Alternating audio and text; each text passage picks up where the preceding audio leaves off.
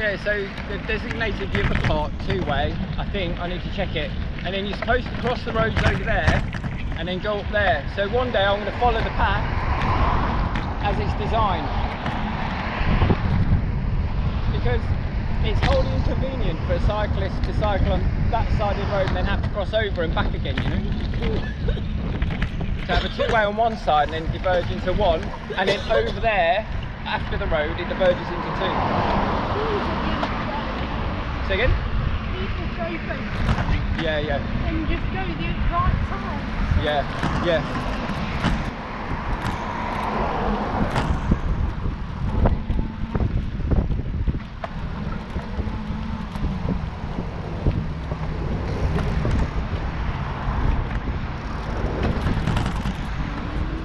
Well, you go first.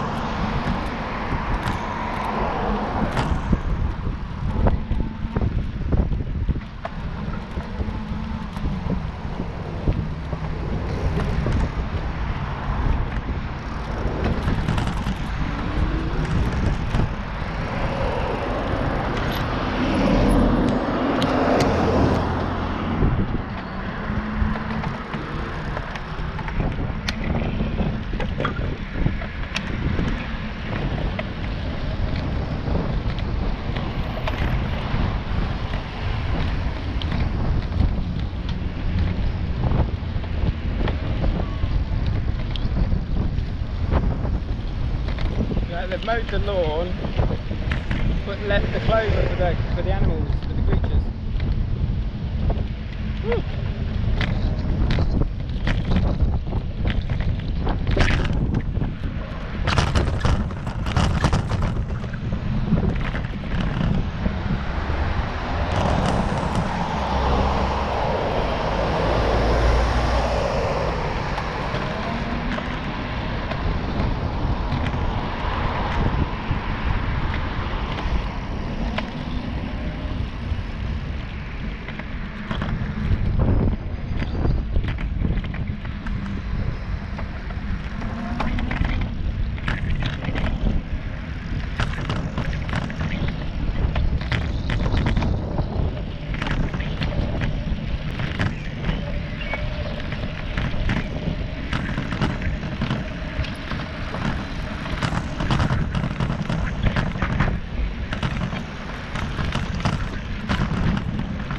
So it's clear anyway.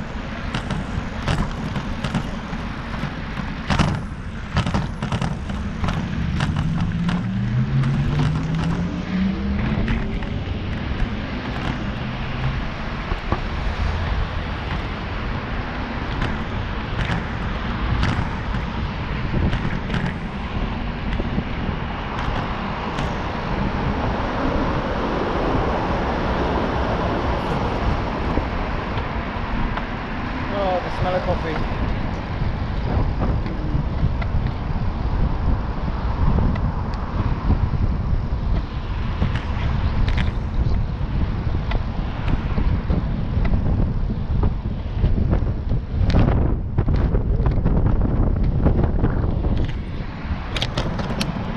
Straight up.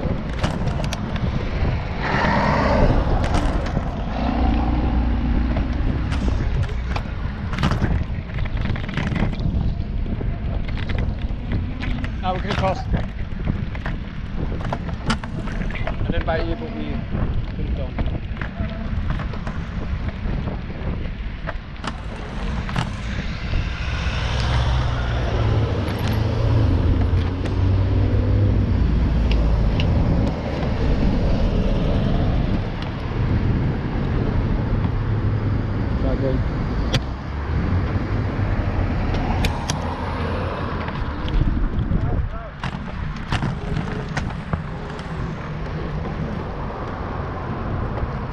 You gonna push?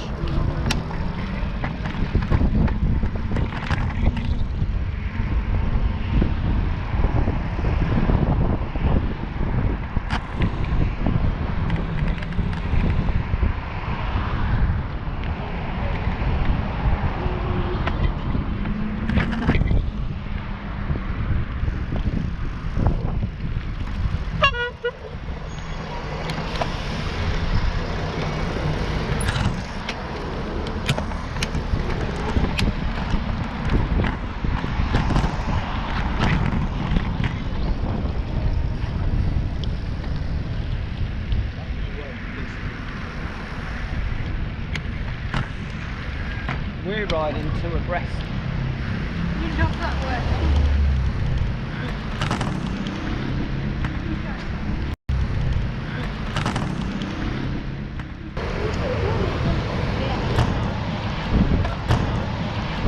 Look to the left. She's on the phone. Look, this one going on here. There's one going on here, look. What's that? Look at that, look.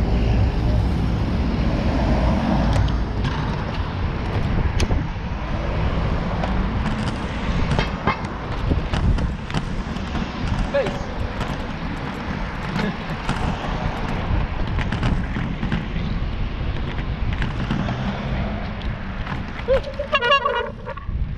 It's alright, buddy, it's alright.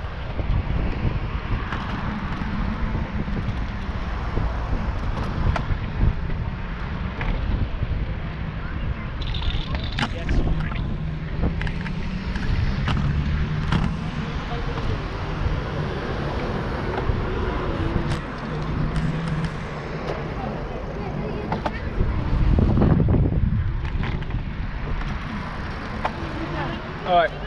Oh, this is a shame.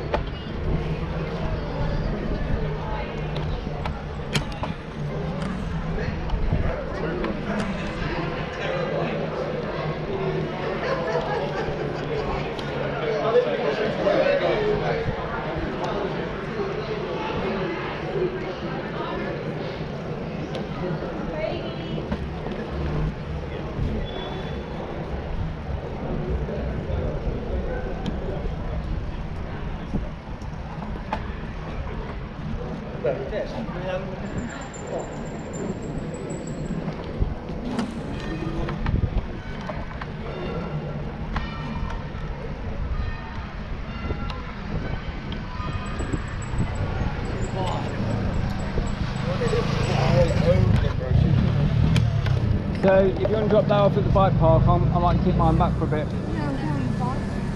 Alright. And then where you gotta go? Anywhere? Very bizarre. Alright, cool.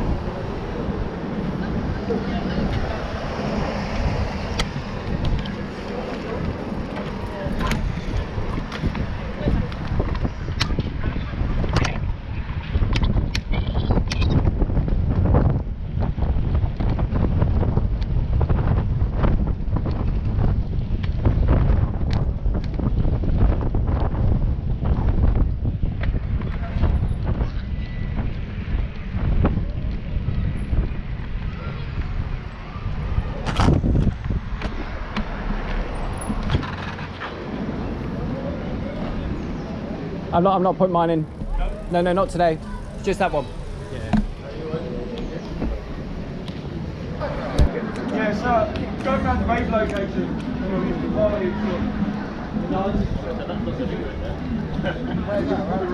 Everywhere, yeah, little locations, even down to Rugby Hills.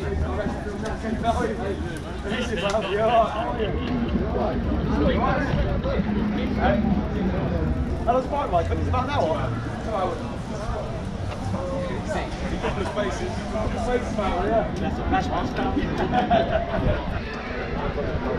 taking you around all the clubs. I mean, I'm not sure if it's still there. There might be clubs.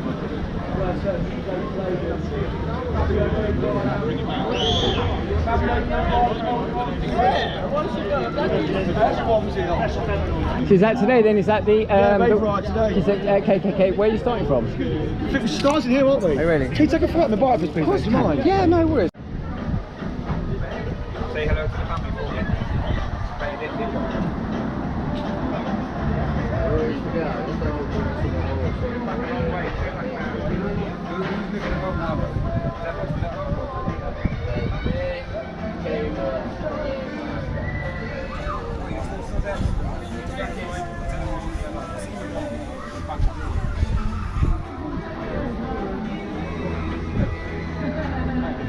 Check his backside.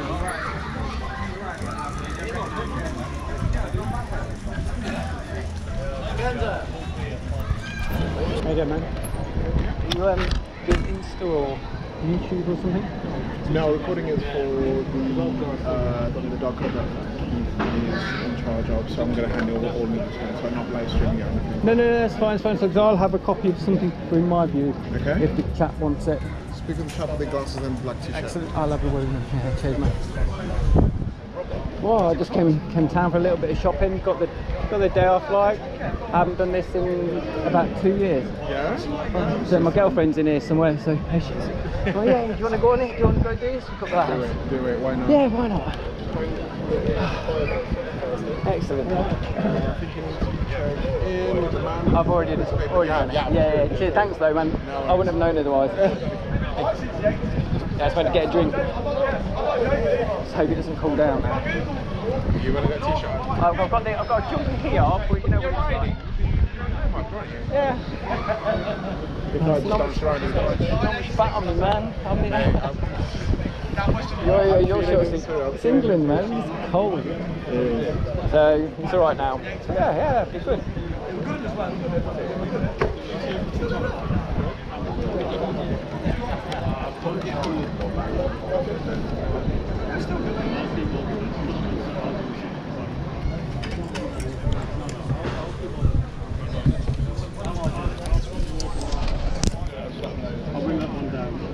Are you going on the ride? On the down, you guys are riding. Ah, cool. Excellent, lovely. We're just experiencing a slight delay, but Mike is going to give me the health and safety of everything, and then we'll be on very, very soon. I always do that. Good to see anyone, right?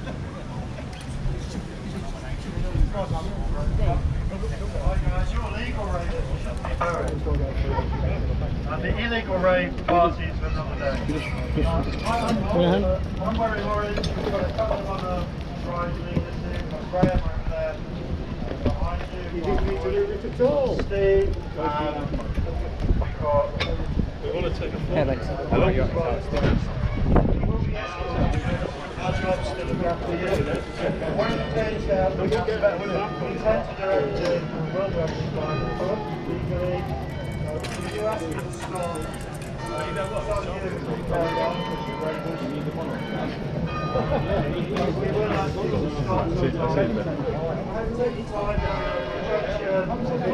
This is right, I saw you guys recording there, and it said Chris YouTube. I'm going to have a copy here as well through the cycling too, so if you want a copy of that too. Awesome.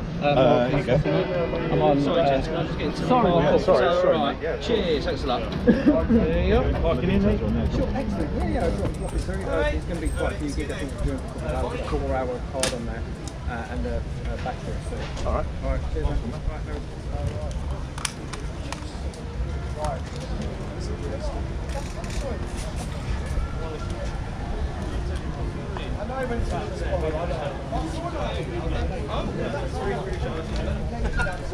Hello, riders. Okay, just so you know, we'll be setting off in a couple of minutes. Daniel Lambert's lost his head over there.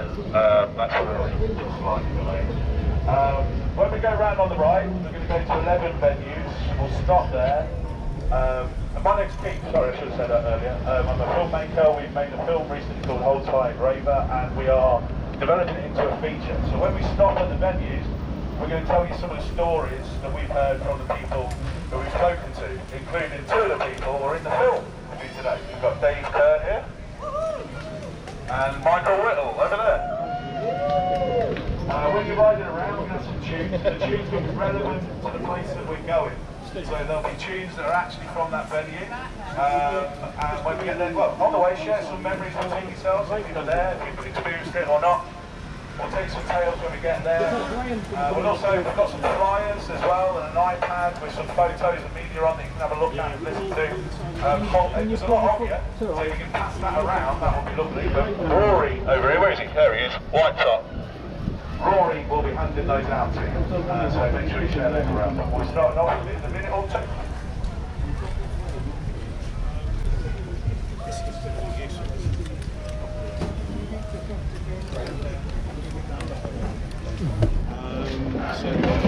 Have you got a drink?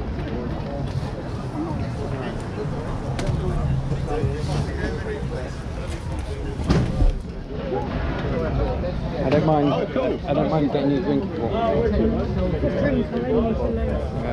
I went and got a Yazoo. Nice and chocolatey.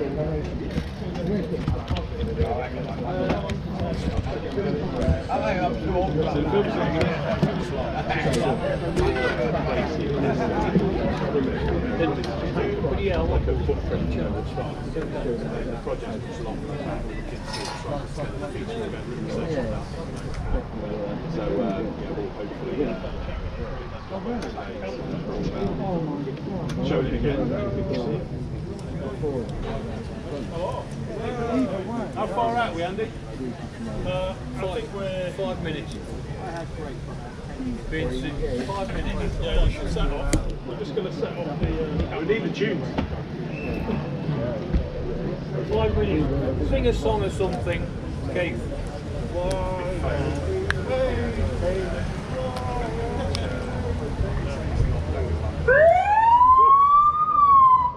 We've got sirens, sorry.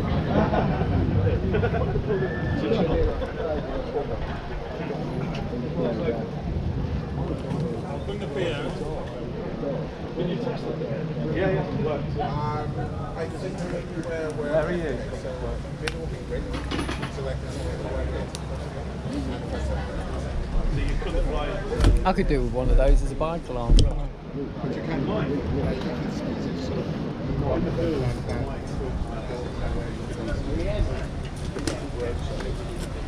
So if it's a 2-hour ride, I'll have enough time. He's got a 7 on there as well. No, we just wait until it goes up. No, I don't know. Yeah, really.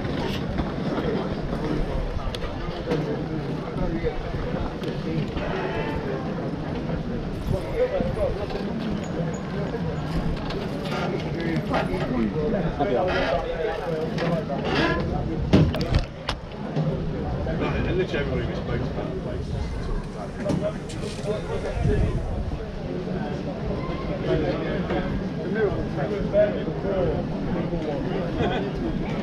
Alright, so One of them.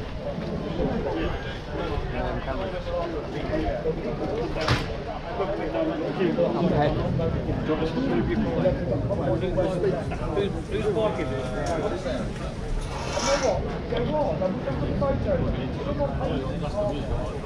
I know, I can't see.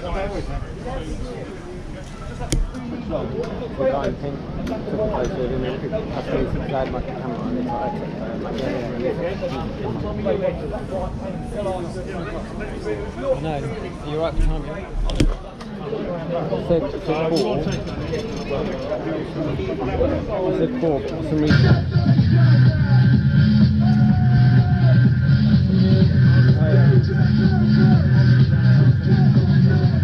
I just got your text as a standing ago.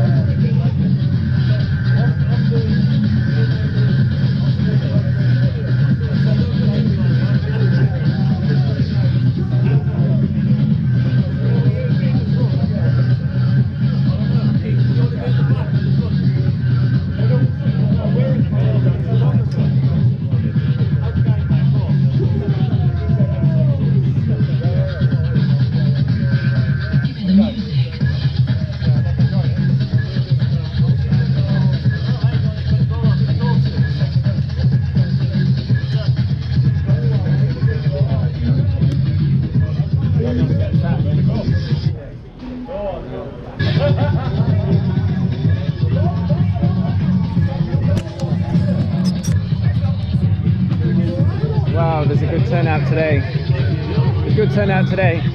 Turns out we're not at the front, we're at the back.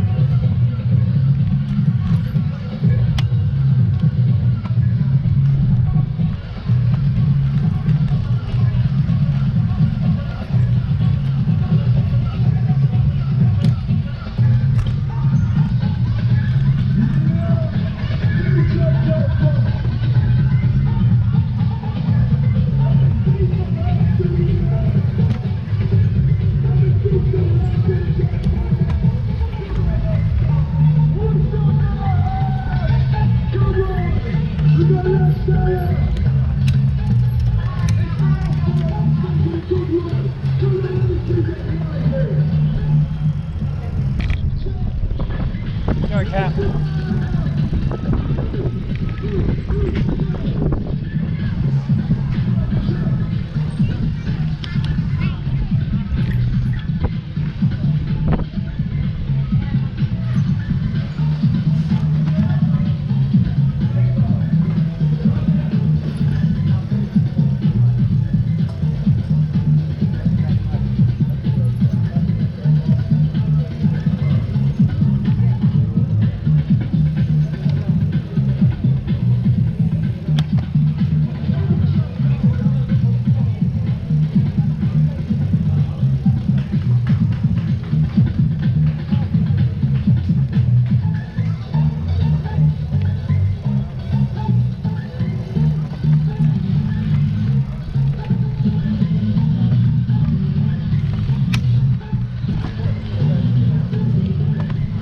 I'm probably going to stand around the sound system there. I see you around here, I might not be right there. Right.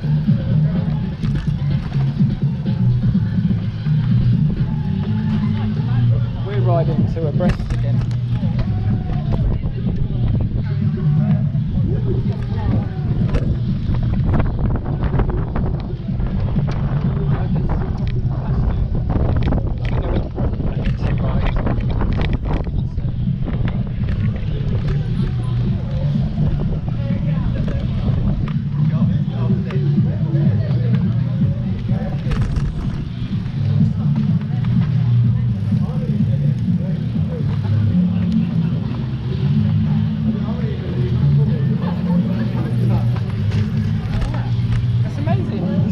That's real cool.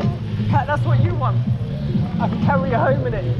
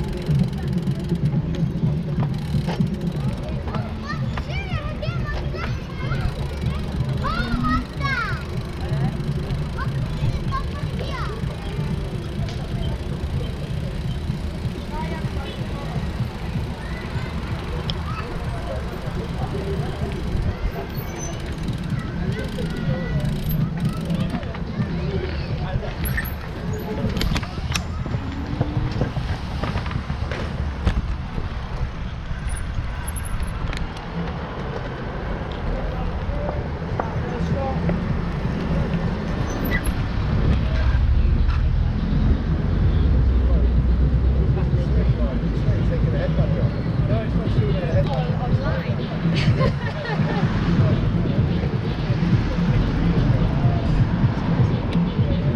up through, guys. Can I ask you all to move a bit further forward? Is that okay? I know you won't listen, but you know, I can do it. It's not been touched.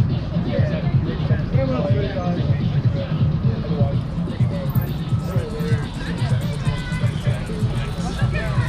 Keep following Keith. Keith will be talking to you.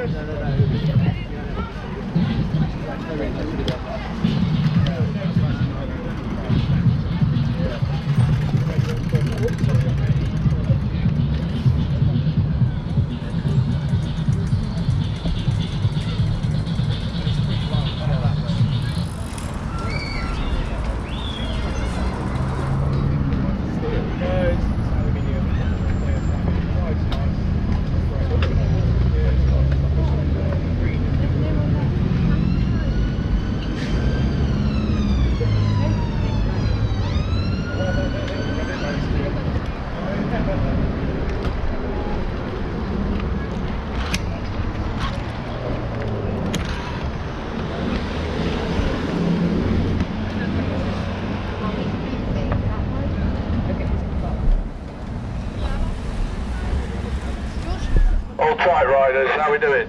First stop. That's good, that's nice. Right, you were just listening to Carl Cox at Nemesis 90, which took place right here. No, not the Voco Hotel. Took place at Granby Halls. Who remembers Granby Halls? Excellent, right. If you look on the iPad that's on the way around, at some point it'll get to you. Pass it around quick. There's some flyers in there as well. There you go.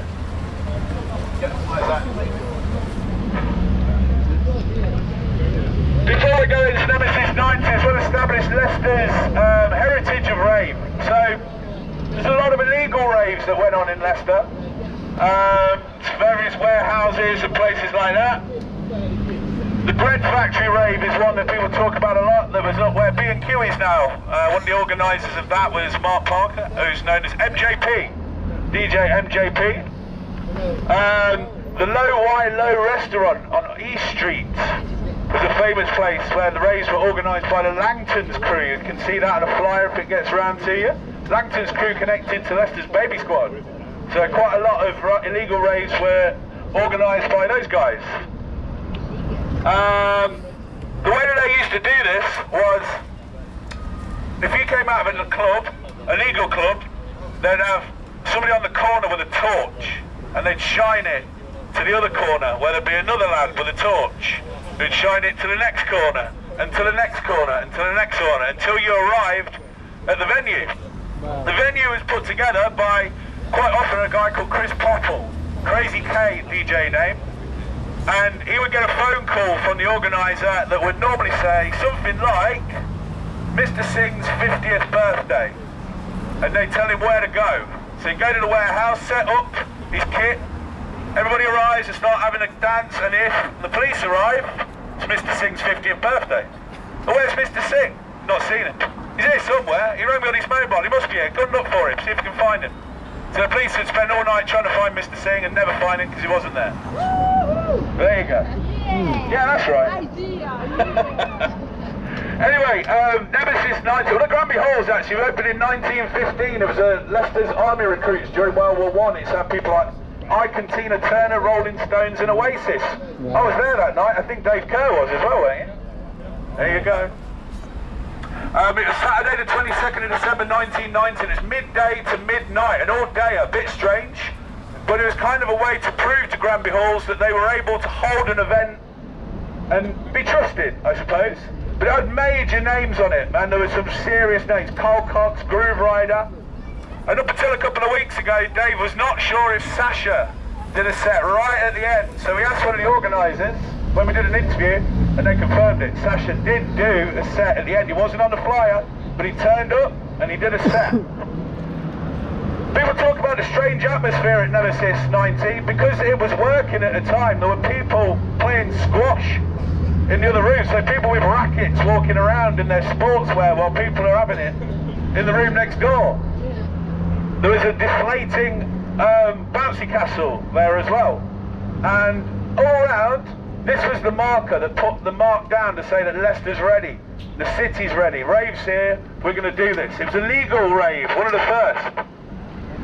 And at the end of it, Leroy Small, a name that you'll get familiar with as we go around here, he's known as DJ SS around here. He said there will be another one. And next time it'll be in the big room. And it was. They ran several Nemesis raves around here. Nemesis really was one of the first promoters of rave in this city, that established this city as a rave city. We were ready to put our foot down and say we're here, and that's what we did. So this, over the road, that was Granby Halls, and that's where Nemesis 90 took part. If you've been there, if you were there, on the way to the next venue, share your stories, have a chat, because we're going over to Newark Street to go and have a look where the White Room was, or the Mud Club, or Subway, or Coolers if you're that old. Okay, great. On to the next venue.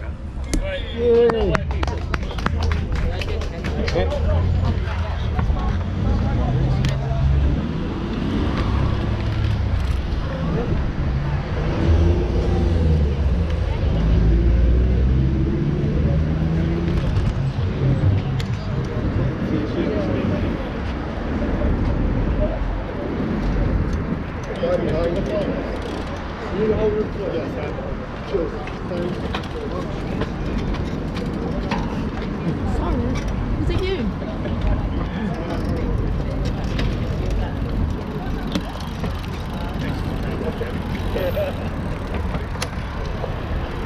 Can you smell that cat? Can you smell that weed? It's not this lot. I think it's coming from the park.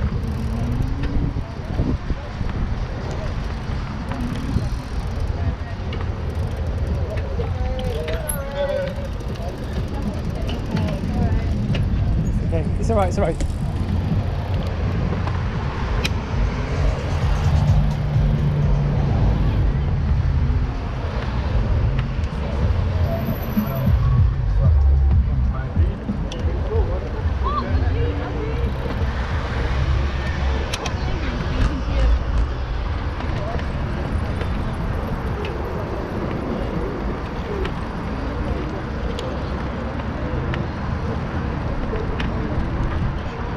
Come on, you're right. On your left, sorry.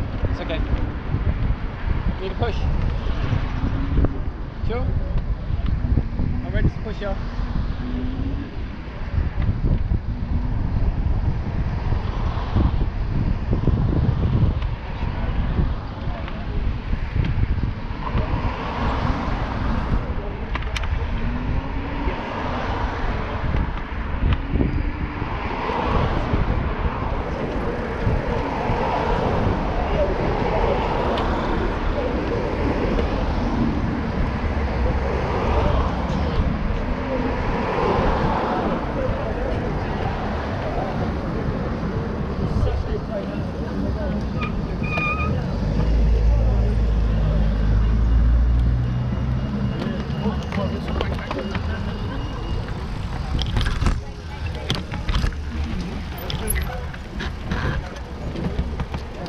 No, why does it stop? Oh, fucking hell. Fucking hell. Too late now.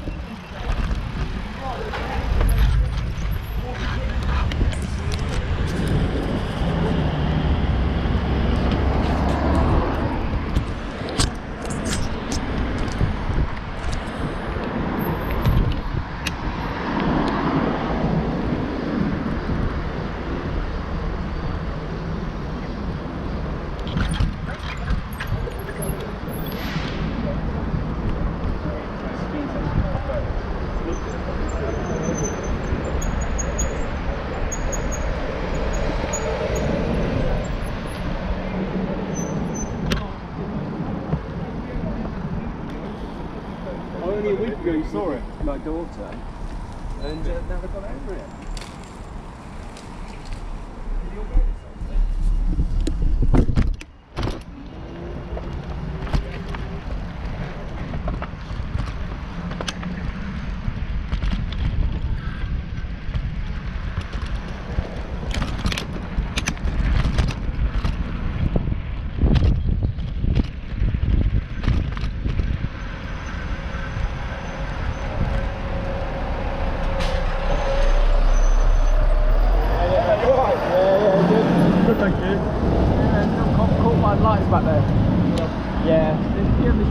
and they've all got us.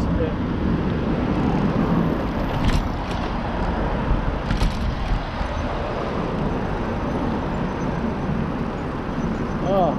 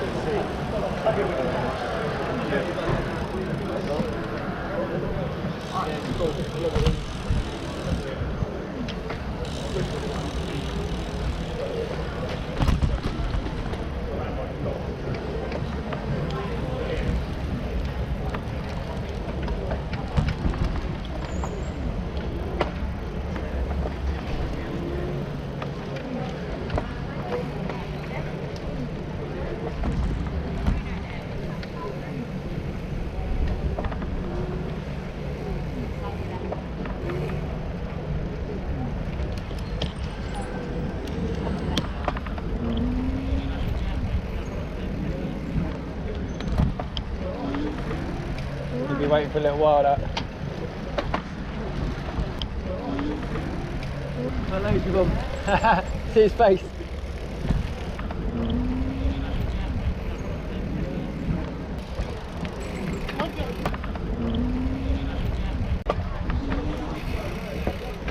How you doing, guys? Oh, good. You're right. Yeah.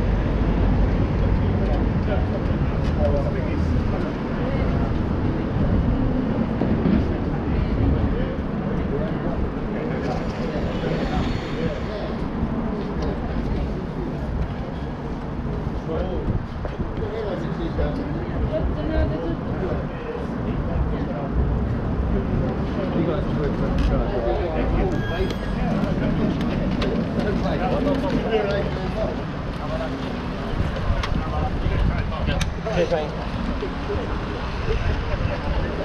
Keep going. Got time. Keep going.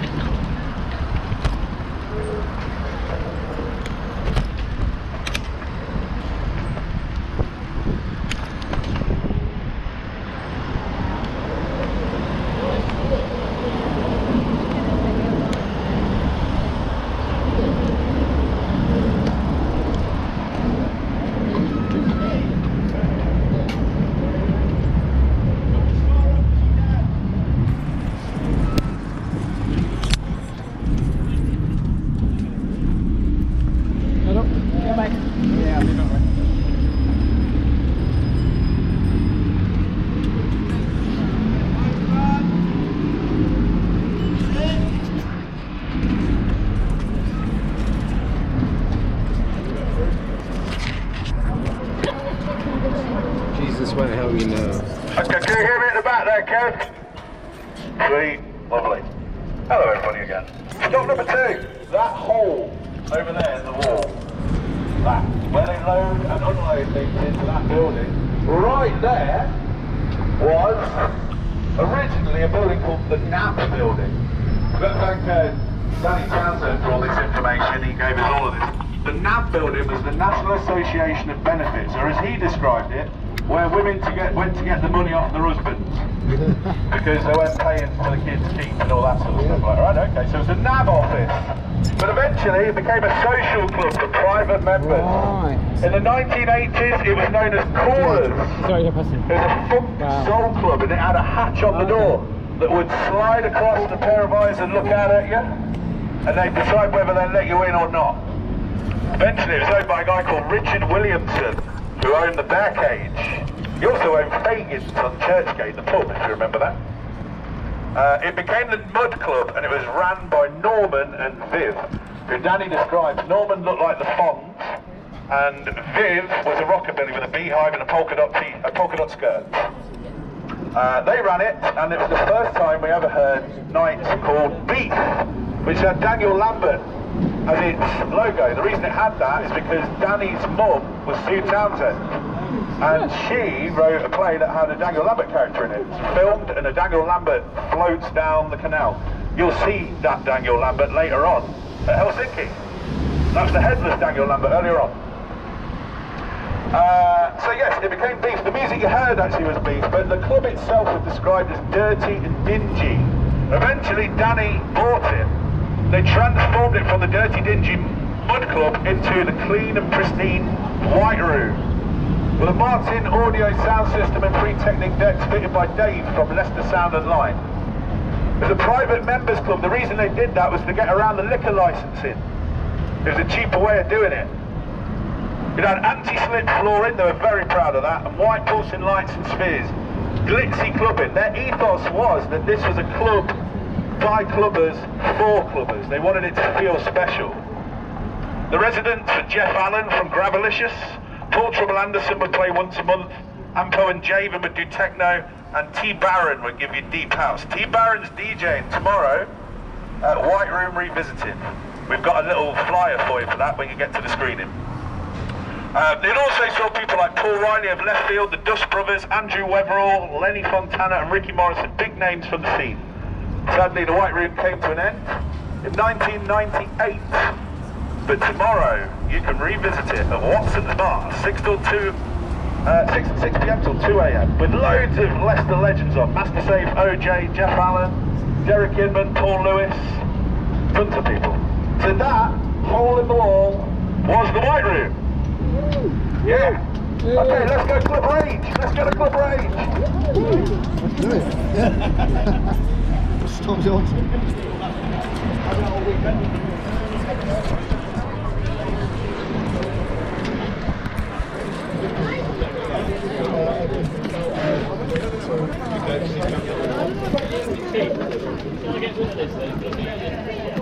Oh, where's my speaker? Where's my speaker? There you are. If I've done all that, I know I just...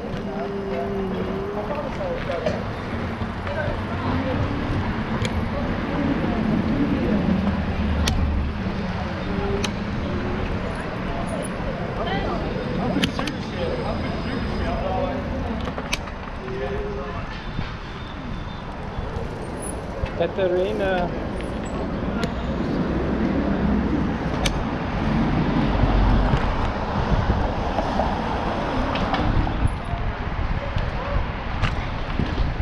Oh, good cooler down here, isn't it? I like these updated cobbles. Like, oh right. This is a 21st century twist on a Victorian floor. Well, no, neither, but we have no need to, do we?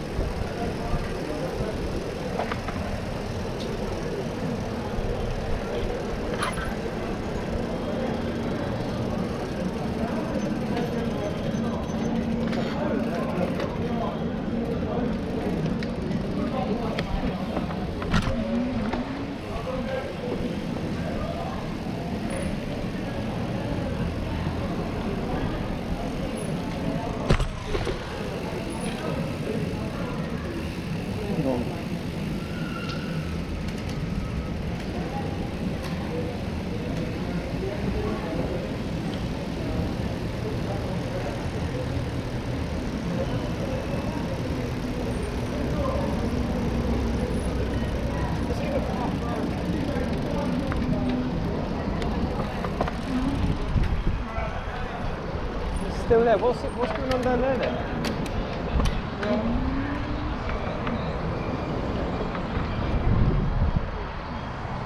We're just going to wait here, I think. Pointing.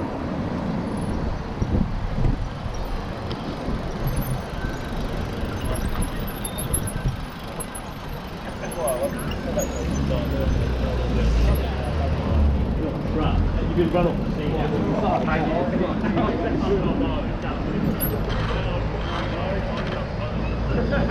Are we crossing?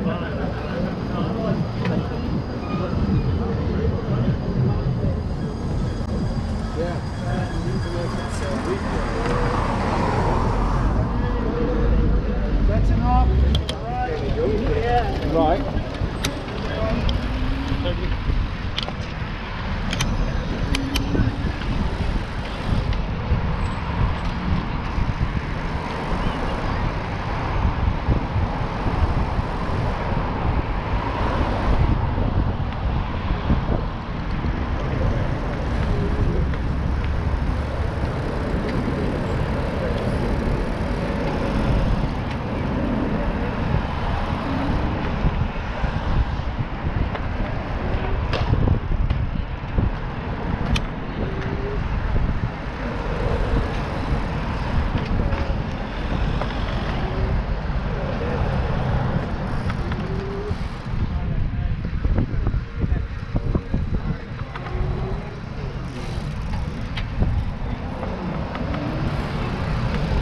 I'm going to cycle across the road before these guys.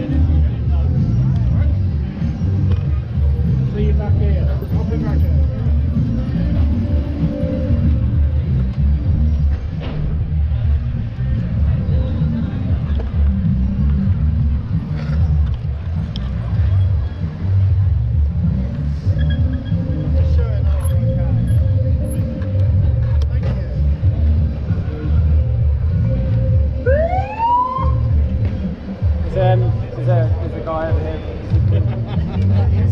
Yours where this guy wants to go straight around. Yeah, yeah, yeah.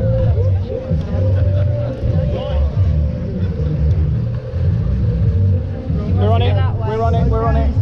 We're just in the way. Okay, cool, man. There is.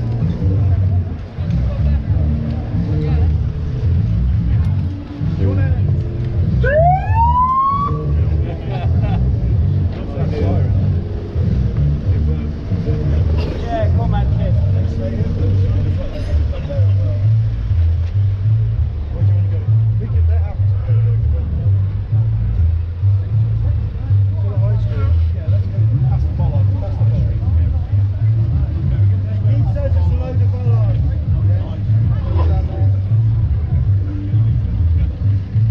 Steve, you're going to go past the bollards onto High Street.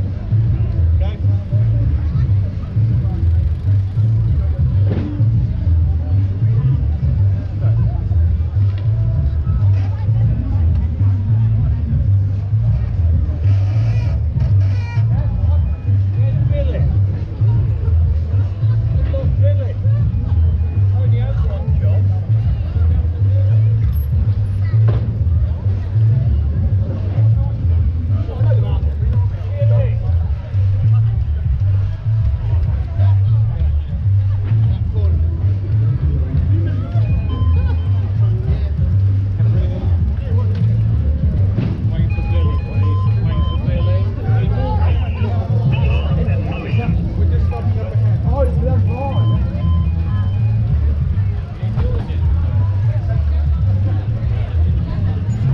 Yes, riders.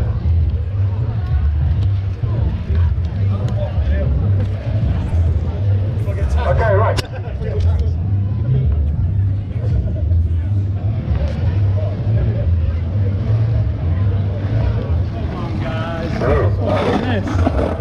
Okay, right. If you look over there, you'll see the Bel Air Hotel. The Bel Air Hotel used to be Club Rave, and if you look below it, Circle Taxi, the bar staffing place, there's a door there. That door was where the stairs were when you walked into Club Rave. Home of my first ever rave. Club Dreamscape, 1992. When was mine? Remember that one, Mike? Yeah. I know. Club New Year's Eve Dreamscape, 1992. Can't remember a bit from it, I don't know why. Really straight, can't remember anything about it. Apart from size scratching, which was good. It was a fail actually, because we were supposed to go to Club Dreamscape 2 months before. Me and my mate Phil tried to con our parents. I said I was going to stay at Phil's, and Phil said he was going to stay at mine. And then we were going to go. We got caught the day before, and Phil's mum still let him go. How's that? I couldn't go. Unbelievable. Hunters would be worried while in there, but if everybody went to Club Rage, can you remember the floor? The floor used to bow.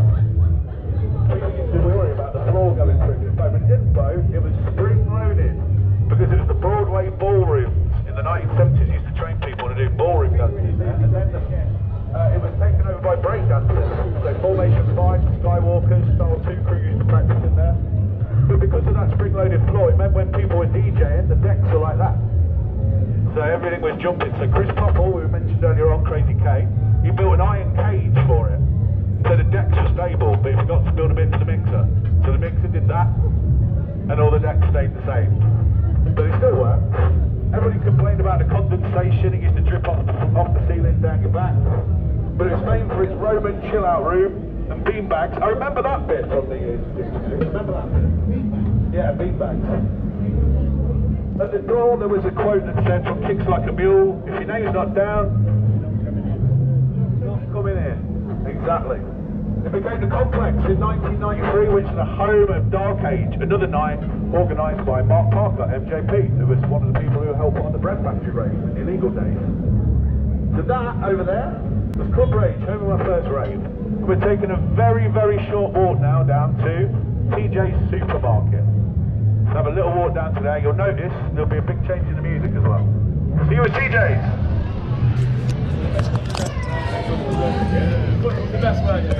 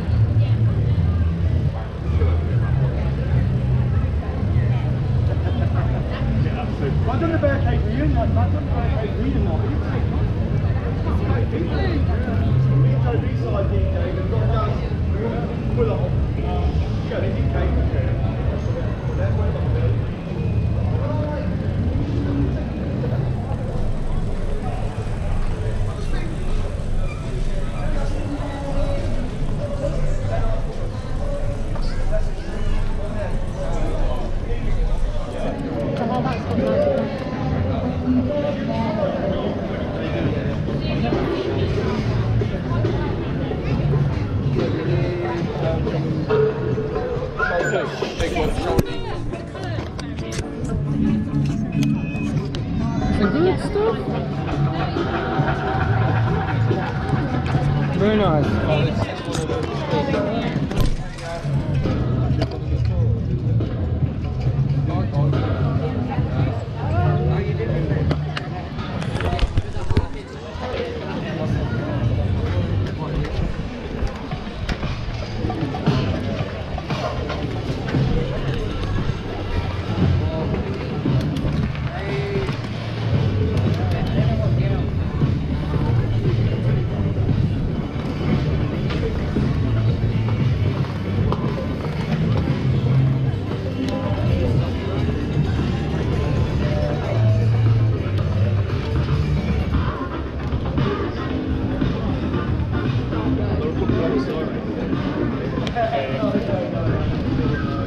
Hello. Right, hold on. Right, TJ's Supermarket, right there. All as it was known back in the day. Anybody know what it was? Staircase. Yeah. Floors and different things. The reason we had some Manchester on there is each floor had something different on. So there's some different things for each floor. Joe Curtill runs How times changed. on social media called I Remember the Bad Days. She describes herself as an upstairs girl. She likes to go upstairs. It's the indie where she heard Manchester, like Stone Roses before people even knew who the Stone Roses were. They listen to the Farm Mock Turtles Northside, which is the song that you heard on the speaker on the way down. Downstairs was soul and dance, things like Joyce Sims. It became dancier and houseier and ravier until it was proper rave down there. So it was a little bit similar before it became rave to the corner downstairs. But there's a staircase that ran up and down that building, and people would pass each other on. Relationships and friendships remained. People would go out with each other from bumping each other up the stairs. Chris Popple, him again. Chris Popple Crazy K put on a night there called Rush. That's because he used to run the pirate radio station Rush FM, and Richard, who owned Bear Cake, that's going to put it on because numbers were dwindling a little bit downstairs. So he put a series of nights of established Leicester DJs and new DJs. The Bear Cage is one of the most revered and remembered and fondly remembered clubs in Leicester. It's a Facebook group you can join if you went there to celebrate memories and share photos. You'll see them on street. Okay, next place. Short walk down to the Silver Arcade. But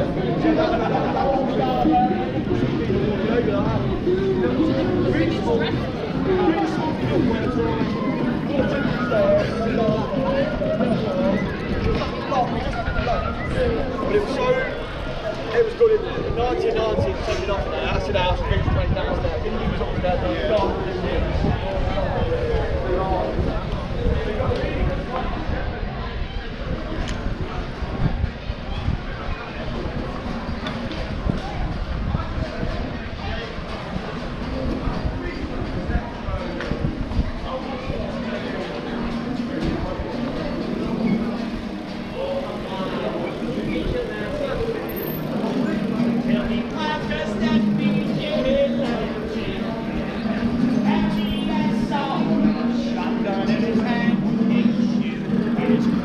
Sister down and Richard Casey was just a word.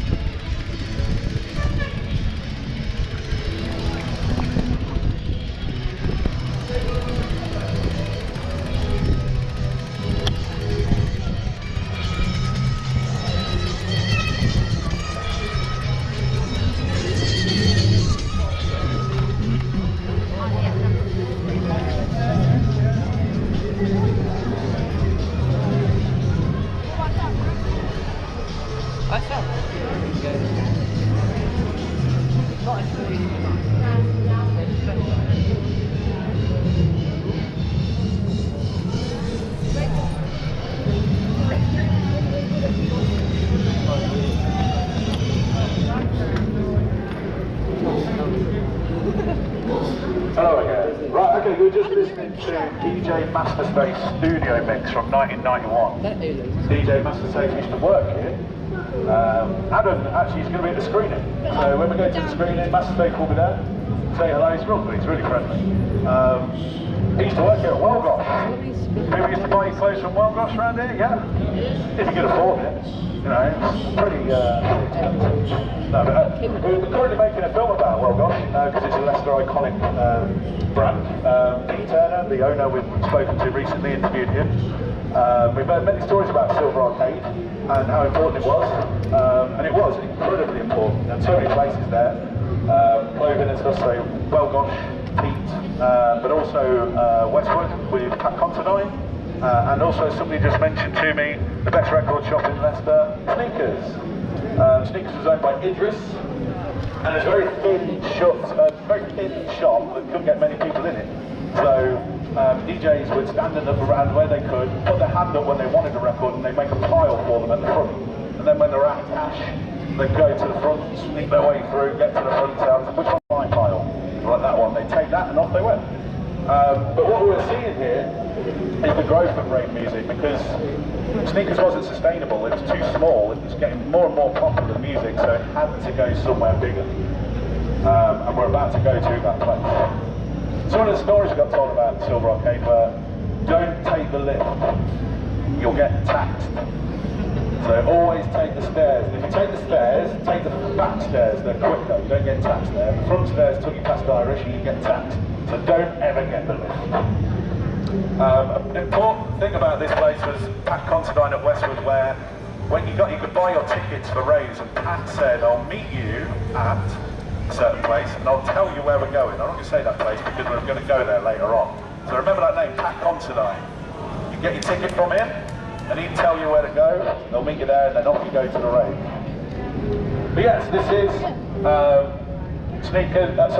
Silver Arcade, home to Sneakers, the fantastic Wellgosh. And also things like Black Cat Bookshop, Tattooist, Ten Fish Shoes is here, Unit 51 Vintage Clothes, Repo Clothing, and the legendary Sneakers Records. But let's go see what replaced Sneakers Records. We're off to 5HQ, just down the road. Toll Street.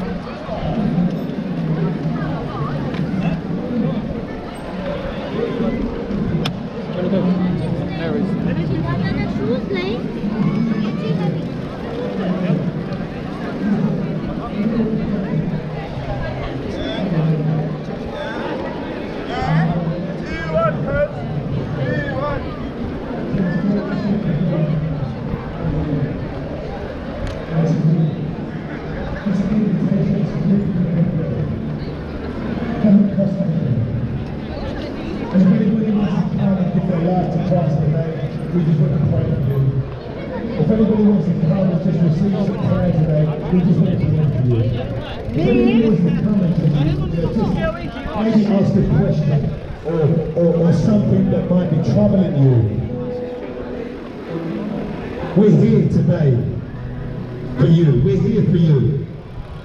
We're here to serve you. We're here to serve. But we're here to serve you. More important. Our brothers and our sisters. We want to welcome you.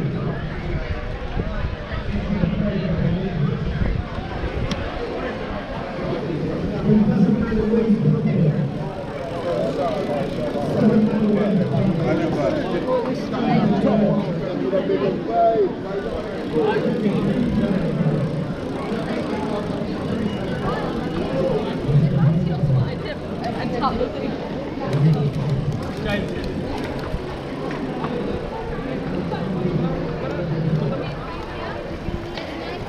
I'm going to get on.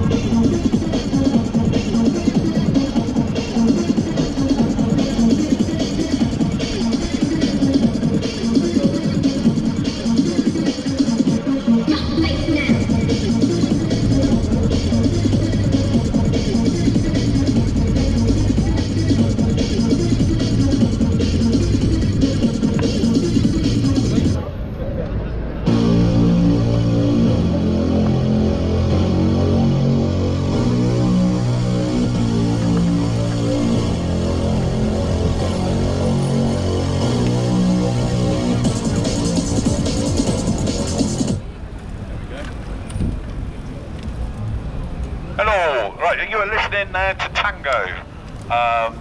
It's a sample in that says Let's Rock. Anybody know what film that's from? Yes, Mike. Aliens, Michael's favourite film. We actually asked the producer, did you ever get copyright for that? They're like, of course not, of course not. Anyway, here we are, that white door over, silver door over there with a HQ sign over it, that was 5HQ. As I said, Sneakers needed bigger property because it was getting too many people, so they moved to this premises here. Behind that door is a long corridor. That long corridor is iconic because to everybody who went there, you could hear the bass booming from down the corridor and then through the door to the right. So as soon as you opened that door and walked into it, the excitement started. You just got more and more nervous. So we got nervous because we were young. The reason we got nervous was because we were going in there sometimes to get a tape, sometimes to get vinyl. More often than not, to nick flyers. So we had to nick flyers and put them all around our walls and stuff. But if you were under 18, then what are you doing with the flyers? So you used to get told off. Like people would go, hey, put the flyers back. Which was just social death, because this is the coolest place in Leicester. You get told to put the flyers back because you're too young. Mike told us an excellent story where he went to a rave, and somebody who told him to put the flyers back was on the door, and let him in. He said, well, I can get in the rave, but I can't have the flyers. Like, what's going on here? So the following week, went in, and okay, got the flyers, everything was alright. Saturdays have been described like an auction. DJs were coming from all over the city and the county to get vinyl. They just put their hands up, I'll have that, I'll have that, I'll have that. And again, Master Safe was working here alongside OJ, and Idris, and Leroy, DJSS. Master Safe was well renowned for, because you didn't really know what the name of the tune was if you heard it at a rave, you could only go in and go, yeah, it goes like this. And go, yeah, I know that one. And he put it down, and 99.9% of the time he was right. Also, a lot of people have told us about Adam that he knew your style. Like you'd buy vinyl, and over time he'd know, and he'd go, "You'll like this," and he'd give it to you. And most of the time he was right. So it bred quite a large affection for Adam, DJ Mastersafe, because of that, because you could identify the style that it was that you were DJing. Upstairs is the recording studio, where tunes like the one you were just listening to were created. And Formation Records really is born here. Formation continuing on from that the breakdance group I mentioned earlier on, Formation 5. Formation Records is really born here. Formation Records is still going now. It's one of the biggest drum and bass producers in the country. But also, you ask anybody in Leicester, nobody knows what it is, and we don't know why, because it's been around for nearly 40 years, and it's, you know, world renowned, world famous. Somebody likened this place to the New York art scene. I agree with them. It was an amazing, beautiful place. They sold clothing like Dossie Posse, which Pete Turner told us recently the characters on the Dossie Posse t-shirts were based on Mastersafe and his mates. They're always sat around smoking spliffs and holding ganja leaves on the t-shirts. Apparently that was Mastersafe and his mates. It is now run by Yassin El Ashrafi, and Yas started a business enterprise startup for musicians. It's a recording studio, but also a record label to represent new and upcoming artists in Leicester. When he was offered the money to make the startup, there was only one place he wanted, and that was there, because he used to work at 5HQ. He'd go to raves and give out flyers for the Total Chaos guys that were there and the Formation Records guys. So he wanted that to reclaim it, and that's why it's now called HQ Recording, after 5HQ, a homage to the shop that was there before. So there you go, 5HQ, the coolest place in Leicester and one of the most intimidating yet exciting corridors you'll ever walk down. Cool. Anybody fancy a bit of happy hardcore? Yeah. We go to Die Hard then? Yeah. Lovely. See you at Die Hard.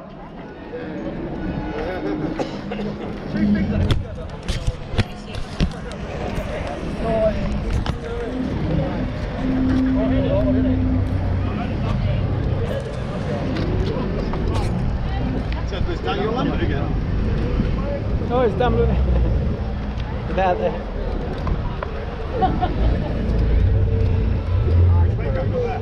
Going on the road, because I think we've got a critical mass so we can take over the road basically. See a bit of happy hardcore? Helter Skelter. DJ Side, New Year's Eve, No idea. Skelter, Sesame Street, 1992. How's that? I still had to leave. That's right. Definitely party time. Yeah. No.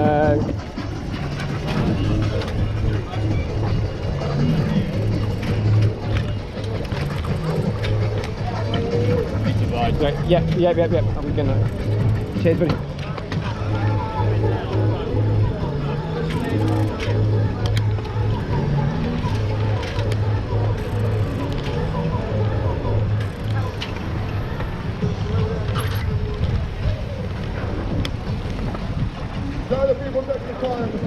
Not flyers.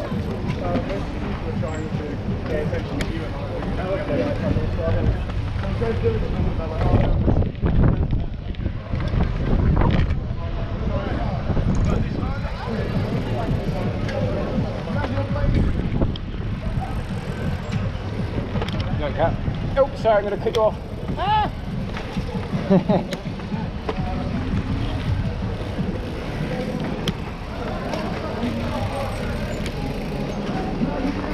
Cycle-tastic.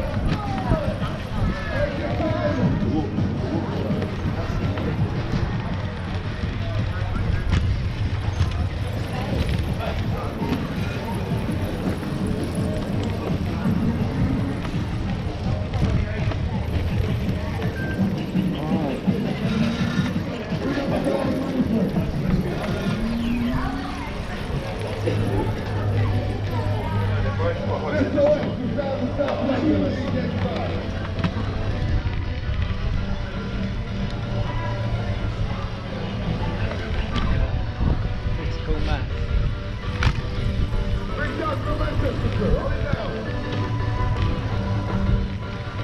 Go guys.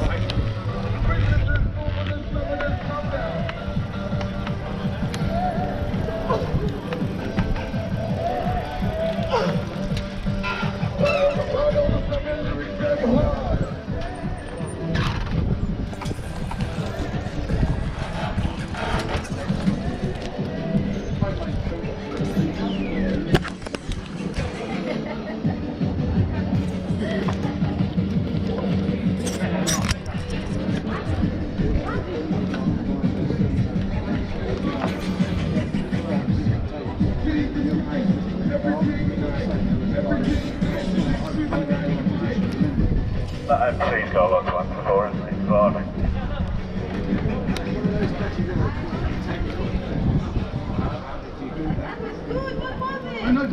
Sai. DJ Sai, New Year's Eve 94, 95. 94, 95. Hello everybody, welcome to Dielectric Club. The evenings that we're here, we're not Die Hard. This building was built in 1899.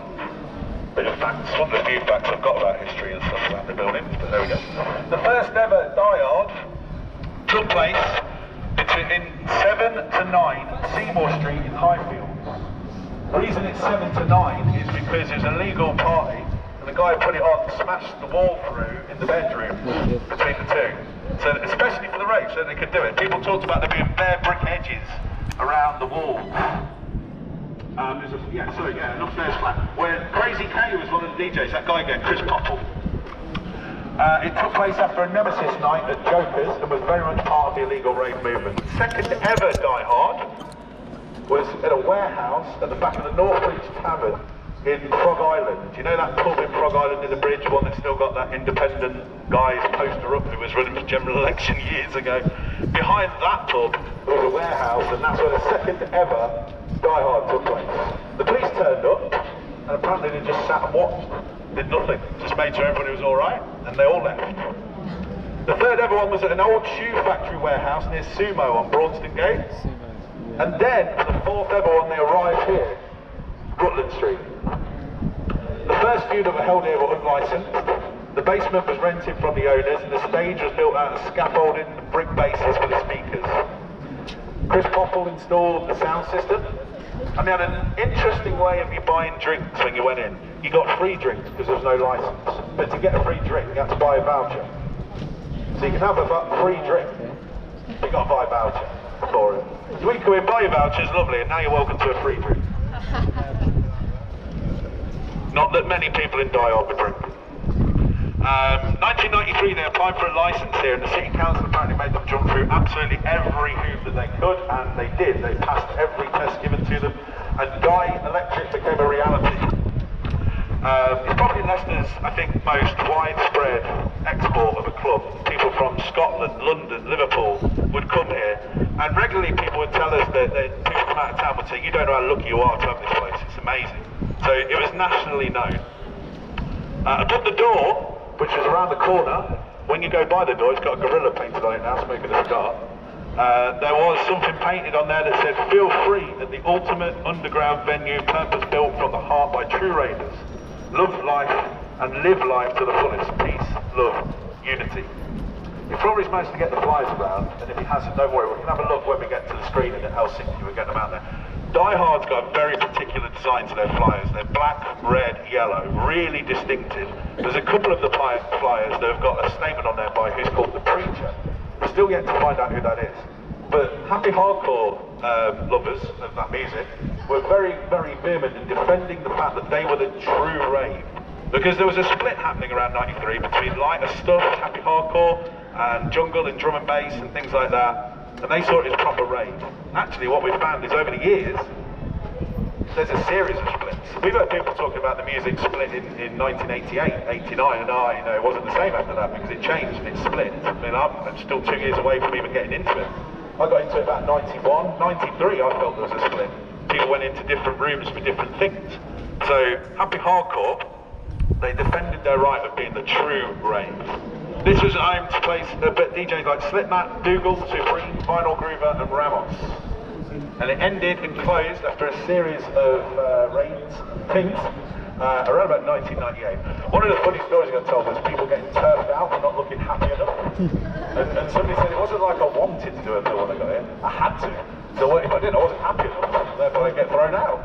So people would stop and go, oh God, I'm knackered. Get dancing, look happy. Like, oh yeah, okay, great. So yeah, this is really famous club. And as we go around, we're going to go around that way and through the Athena car park. You'll see the door with the gorilla on it, and that was the entrance where the statement was painted.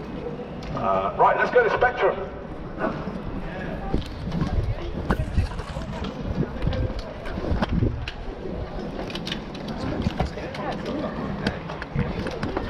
Before Rave was a thing, I used to go there when we were at school.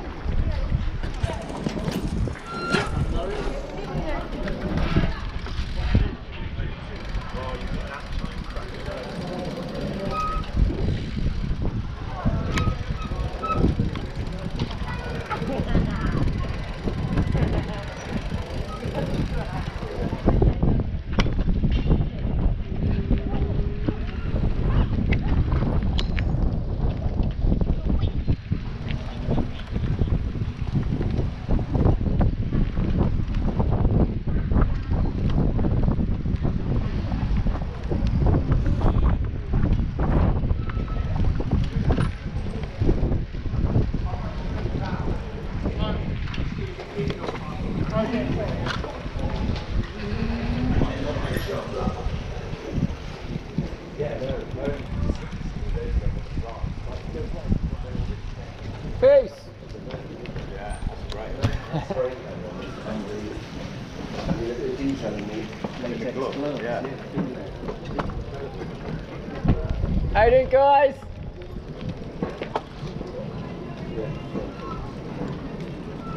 That's a beautiful piece of art.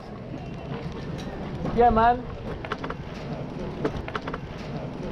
Wow. Get a quick picture of this bit of art. Look at that. That's amazing. Wow.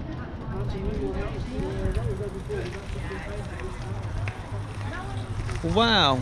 That is amazing. Absolutely amazing. Oh, they really brighten the place up. Look at that.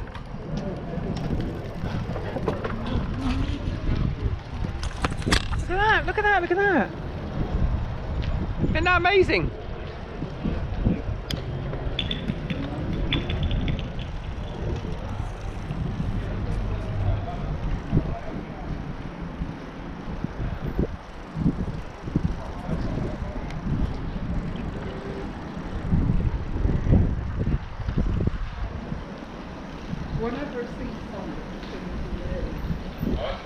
Look at that.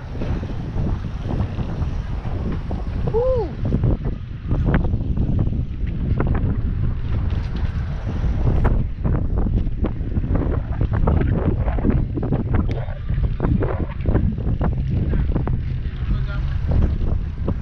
That's amazing, amazing bit.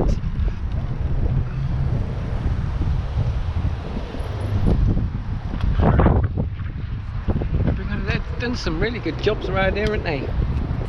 Wow. I'm really impressed with all the graffiti. Do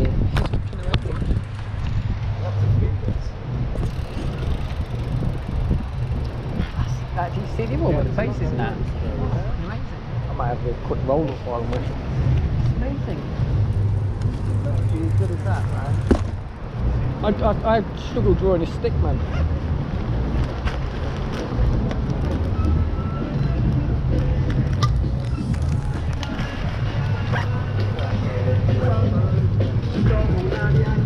Yeah, that's what I'm a bit more used to listening to. 1995.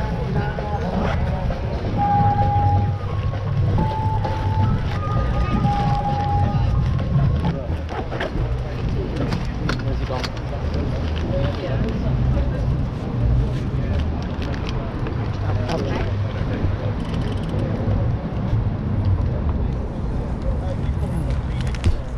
Hello, welcome to Spectrum, which is the building right behind you, just here. So, Spectrum Spectrum, along with the Lucas Centre, which is the Leicester United Caribbean Association Centre up on Stafford Street. So where Curve is now, there used to be several other streets and car parks and that. And on that street was the Lucas Centre and also Spectrum. They were community-led, community centres effectively, that had space playing for everything for the Caribbean community, from soul, reggae, dub, groove, but eventually warehouse and house music, due to other clubs not wanting to house nights like that, started to find a home here. And also hip-hop, Leroy and Idris would put nights on here, and so would OJ, and a guy called Kim De Silva as well. It housed nights by people like Sir Scully, DJs like, I say, Kim De Silva and OJ, and also a really important name in the development of rave music, not just around here, but also nationally, Classic Groove. The sound system in there was called the Assassin Hi-Fi system, run by Ernest Payne. Classic Groove changed something quite key. Reggae sound systems tend to have one deck, and they put the track on after the track.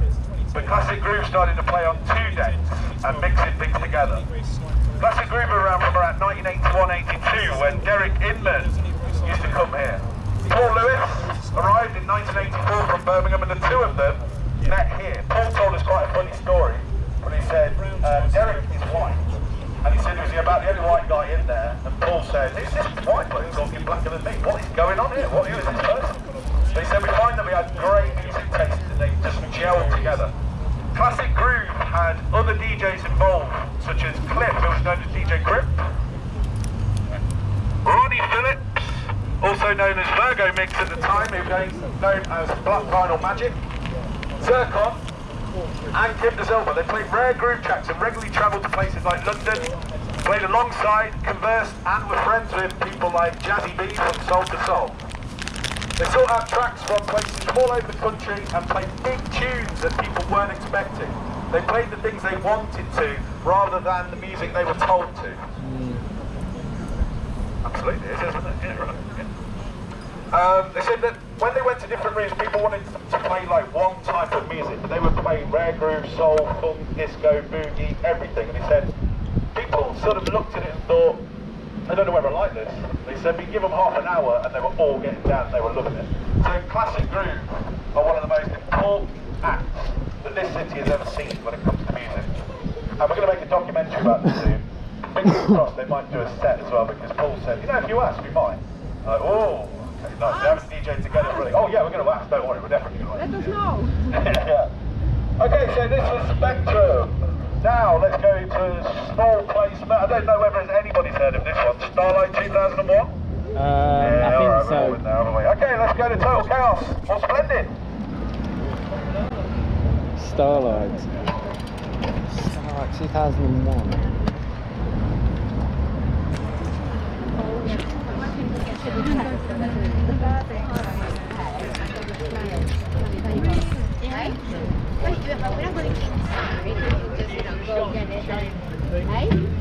No, we're good. Right, you can go around me. Cheers, man. Hey, Pete, that's had a bit of Buddy Ollie. Buddy Ollie? That should be coming through for that speed.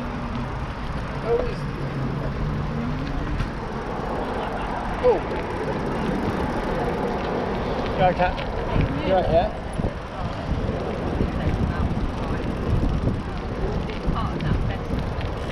I hope this is cool with him.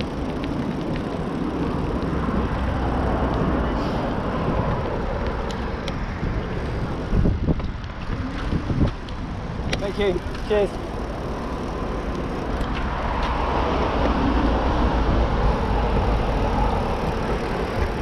Are we like near Burnley's flyover? Kind of recognise this. Yeah. Oh right. Okay. Oh right. Oh, right, okay, Matthews is over there, isn't it? Yeah, it's St George's.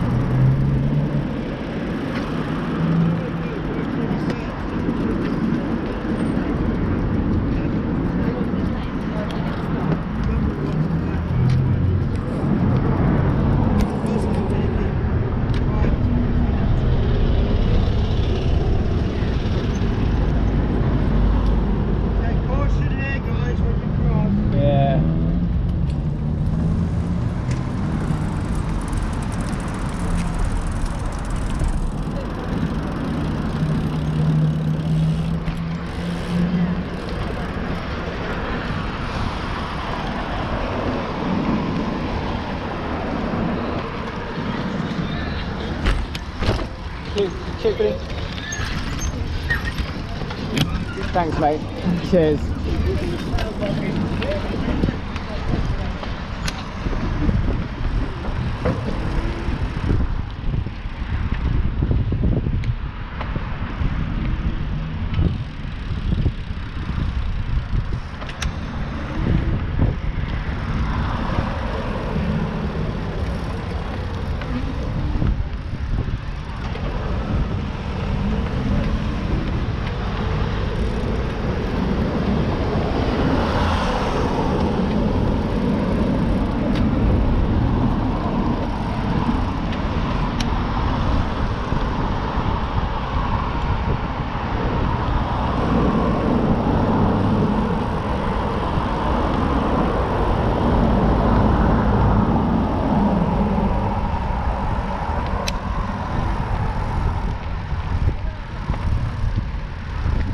These bright yellow ones, they look like either honey locust, there is this honey locust, gold something.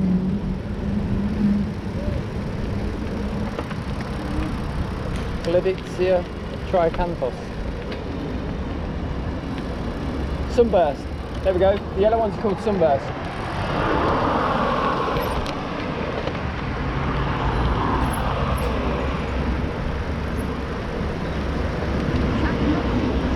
Yes. Yes.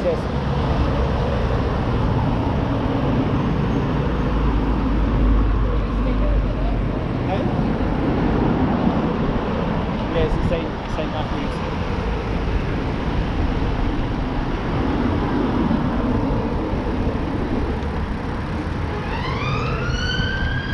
See our undercover car.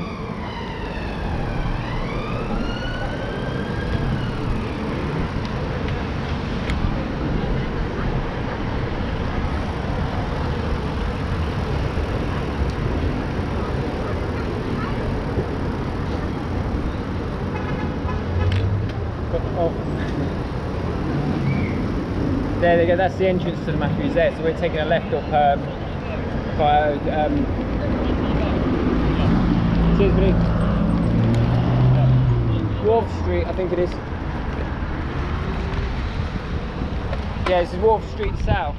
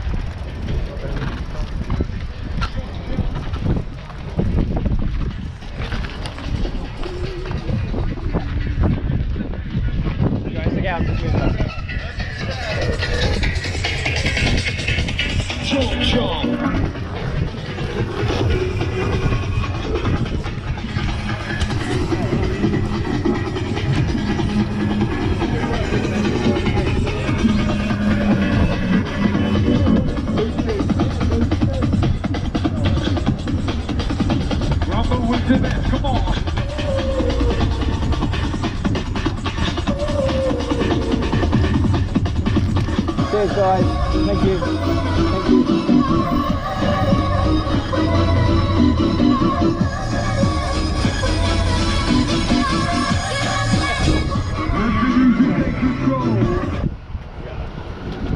Starlight, yes of course.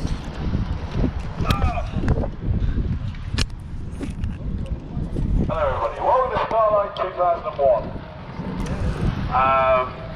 The only recording evidence anyway, DJ's birthday party in 1993, mine was there on that one. There's video of this queuing up, and then there's video of the dancing. You can tell by the mile off he's wearing a reinforced records t-shirt, stands out a mile. But this originally was the Boot and Shoe Club, which is a cabaret and working men's club.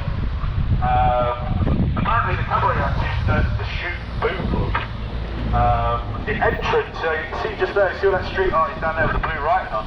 That was the original entrance. You went in through there. A lot of people, when you go into the members of the Leicester group, talk about the property of the place, selling things like strawberry green sodas and having a little Caribbean room in there as well. But it was really, really well known for its cabaret. In the 90s, though, it was owned by a guy called Mr. B, and he held Indian functions here. There would be trips down to London for Indian groups to go and meet Bollywood stars, and then when they came back, they'd have a meal here. Mr. B would put on a function for them.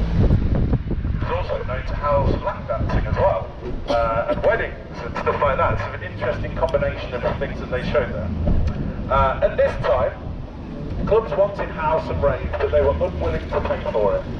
Nemesis, who we mentioned earlier on, they did Nemesis nights in Granby Halls, and Lost Jokers, the club, they used to put nights on there.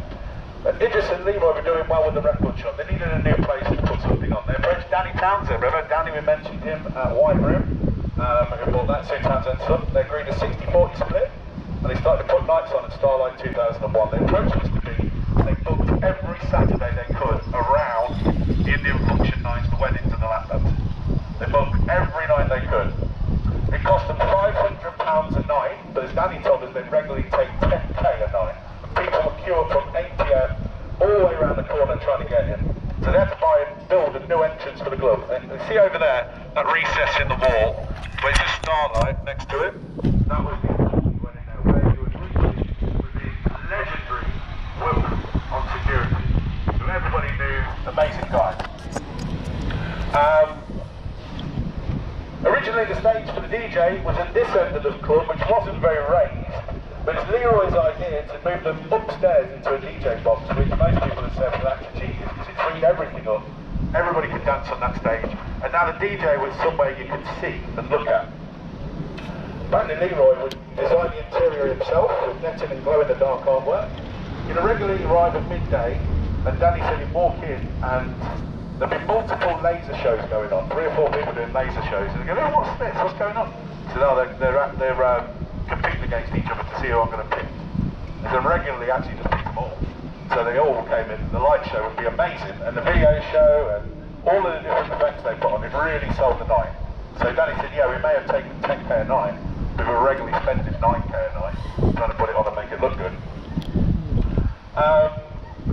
There were many, many acts that came here. Cole Cox, Fabian Greenwald, Mickey Finn, Top Boys, along with the legends of our city, DJSS, Master Dave, and also OJ.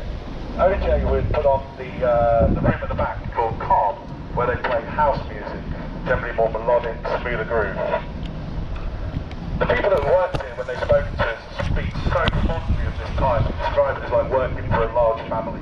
Like they were all together, they had lots of commonality because they worked at 5HQ together and then they worked at Formation together. So people who were working behind the counter at 5HQ were also running things like the cloakroom at Starlight 2001. So it's a huge family feel.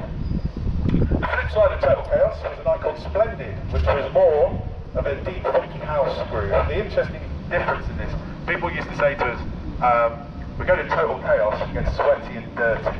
You go to Splendid, you get sweaty and clean. Like, you don't want to come out of there looking bad. Somebody described it as all fitted jeans, Donna Karan, D&G and Patrick Cox shoes. It's Splendid. Very different to Total Chaos, which was baggy t-shirts, paisley patterns, big trousers and trainers. If Splendid was going particularly well and it finished at 2 AM, TK and OJ, who would DJ together, would ask the owner at Nicky's, so we just carry on. They're like, yeah, okay. So Nicky's, which is now Revolution on Newark, they would walk the crowd from here to Newark, open up Nicky's, lock it, and then go on until the morning, and finish there. Woohoo! Good old days! Yeah! So this is the legendary Starlight 2001. If you go online, you'll find a video inside of it that 2 people broke in and showed you. Sadly, I'm totally derelict. It will have to be knocked down at some point. But it housed so many amazing nights that some of us will never forget.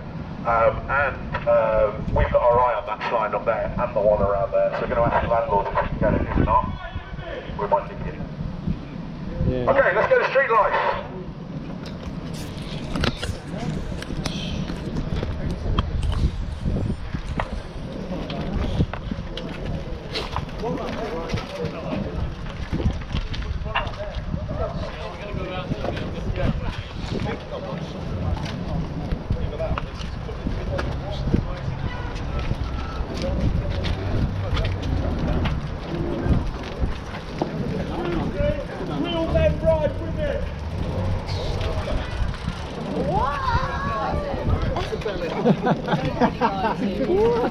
Very well.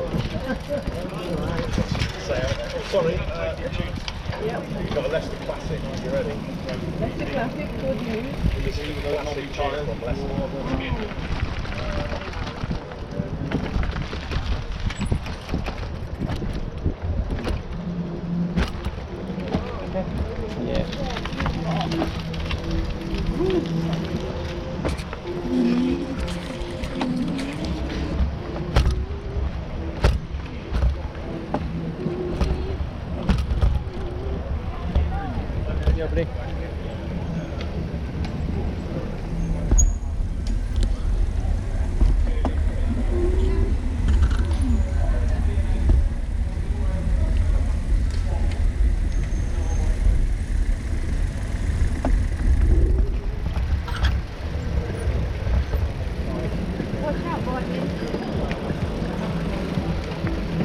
Thank you.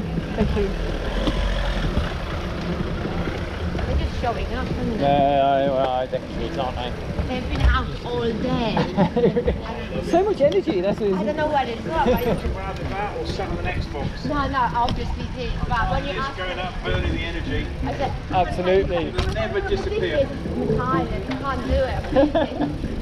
It'll never disappear now, that's it. That's for life. They love it, they love That's it. good, that's good, yeah. Yeah, I'll protect you to everybody, you're right.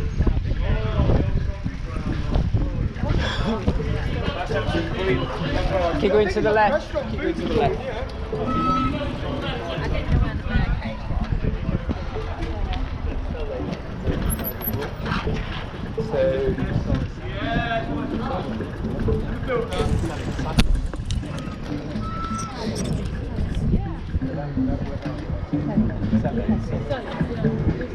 All the place being a pub.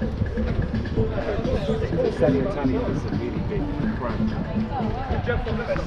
Jump on this one. Jump in there.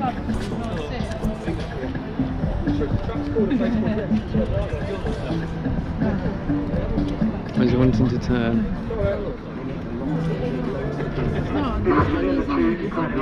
Listening to a track called Place Called Bliss by Cyclone, Dave Hewitt, Leicester legend. Not Mike, but over the reason it's called that is because there was a night called Bliss, one of the first ever proper underground nights in the city. But let's take it back a little bit.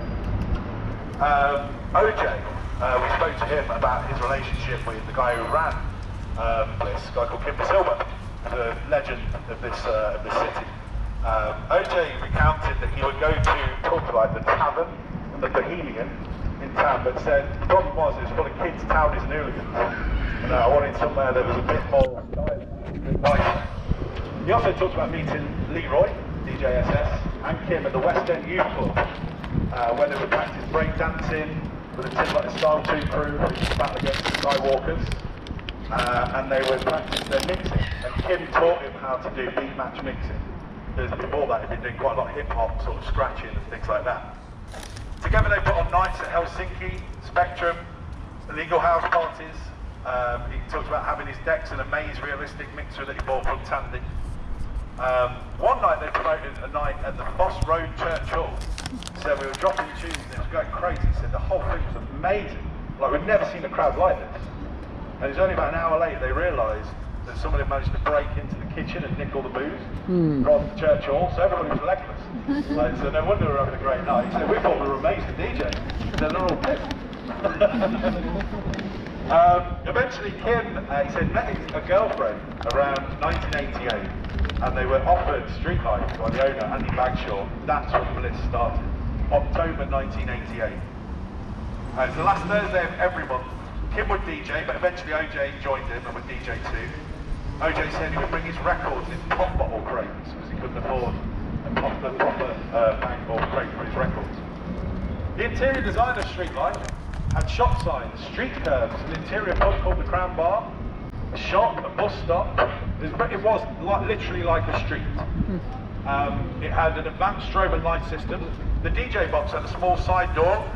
You were illuminated so the crowd could see you, and you looked down on the crowd. OJ described it as if DJing and knowing this was a place to be. people were queued down the street for Bliss, but it was very much a if you know type of evening. Not clicky, but friendly and very cool. They play house music, they play rare groove, real combination of different things.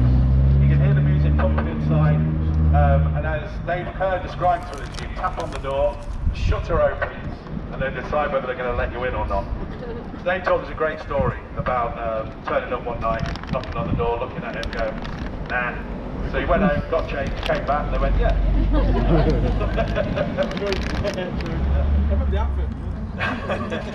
People talk about the anticipation of that last Thursday as being amazing. You know, it really was a night to behold. When we get to the venue, I do look on the iPad. Bliss is something that has such little documentation about it. You have to speak to the people that were there. There's like one flyer we've been able to find, which nobody has, but it's been scanned. There is very few photographs. We found an ID magazine article about it from it was April or May 1989. That got information in there that gave us the start date, because nobody knew the start date. OJ thought it started in 1990, but it was October 1988. So it's a real mystique around it. It ended in 1991 when Kim was offered a residency at the Brain Club in London. And there's a lovely way people described it as Bliss ending. It didn't end, it just didn't happen again. Like, it faded and nobody ever went there again. Something else came. That thing that came was called Head. Head used to run out of here, and it really launched as Rave was starting to take off and hardcore music was taking off. It rode that wave.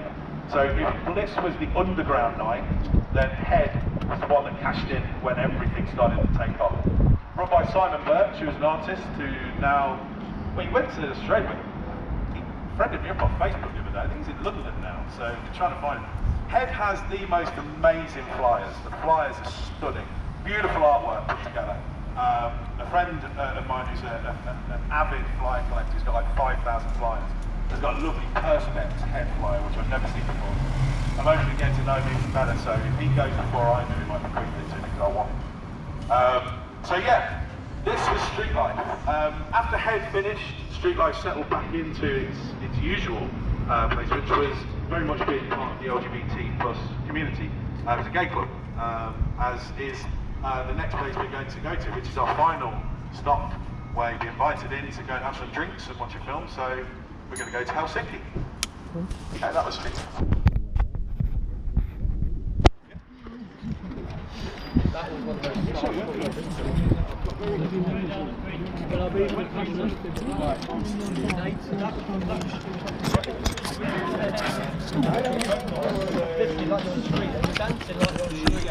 I was also like New York after New York on the shot. Honestly, it was like a tough start, and our playing shots. He looked at the place top. It was like here, so you come down on a Thursday night, it was shut. You'd like just have to tap them, and they were like, it's clicky as hell. Not in a bad, it's clicky as hell. Remember Norman? He was like a peloton, up there. He got Van Catcher in that as well, an LC car. It could be okay sometimes, and some nights you're a bit, you know. You don't know what's itching, don't you? You've done all the doors. You've just done the bear cage and all. You had black hair, ponytail, yeah. It was top bloke. I saw him once out, I was chatting to him once, but it was me, I was just chatting to him, you were like, remember your face? Yeah, I've used it, right, fucking kid. You went, yeah, no, I don't, if it's just said, I'm doing all of you. What, you absolutely went, yeah. And you were like, I went, yeah, of course you were. You sound like, you know what I mean? Yeah. I know, you every Saturday, so you got to Saturday, so you go more like, you know what I mean? Cheers, Vic.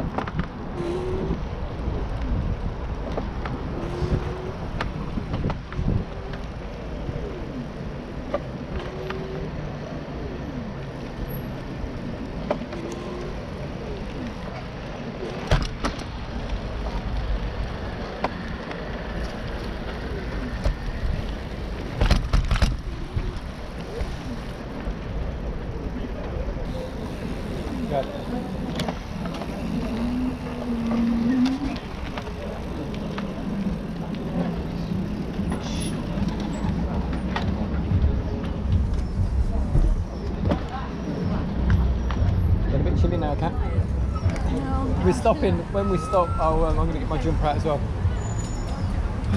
How you doing, man? Yeah, it's not alright, too isn't bad, it? you? Yeah, Yeah. cool.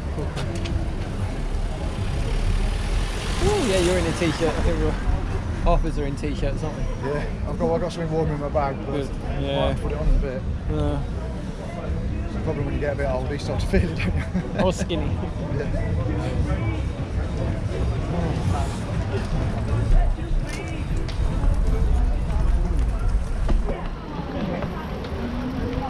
Oh, what was that? What was that? Oh. Terrible. Okay, we're sticking him through.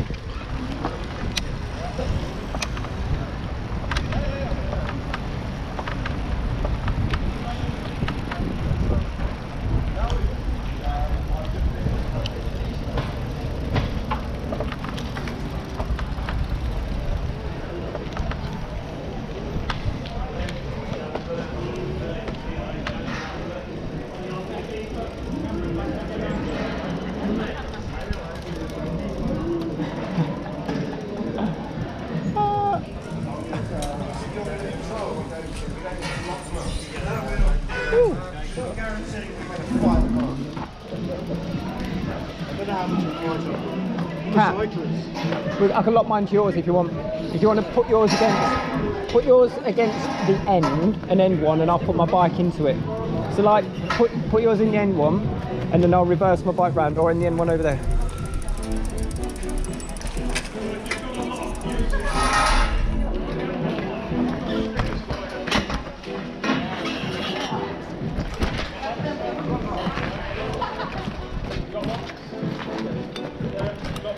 There'll be someone here all the time, so Yeah, we'll be keeping an eye on the bike because we've got a lot. we can give you an identifier. We'll be here. Yeah. Okay, so Got locks? I have. I've got locked. Yep. Cheers. Thank you. I'm gonna lock these two together. Yeah. You got a wristband. There you go. I want a wristband now. You keep that. One each. I think I might take my battery off though.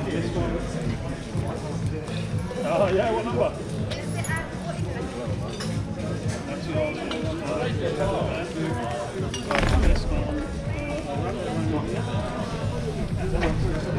Yeah, the best thing to do is just stick one of rabbit. Like that, so the number sticks up like that. Okay, welcome to our final destination, train number 11, the J. Herbert Marshall Music Depot. Helsinki. So there we go. You can go and have a lemonade and a smile. Diet Coke. A Diet Coke and a smile. Cheers, thank you. It's cool, isn't it? Getting the last stop, the finish is at Helsinki. I'll see what it's like. I might, if you give me the key, I might go and have a drink in back. Mine? Where are you gonna go? Where are you gonna go? No.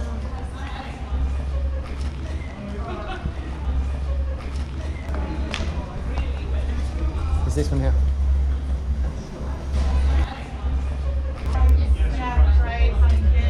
Hi, we're here with the cycling lot. Came cycling, Yeah. go straight through. Thank you very much. Too late, it's very confusing. Right, okay, no worries. Thank you. That's a bit musty. Do you want a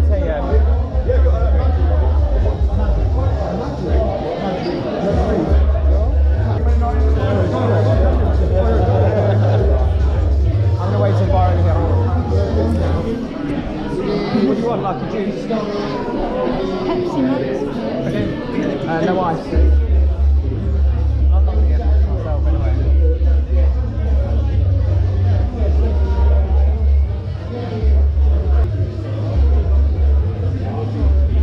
You want a large Pepsi Max?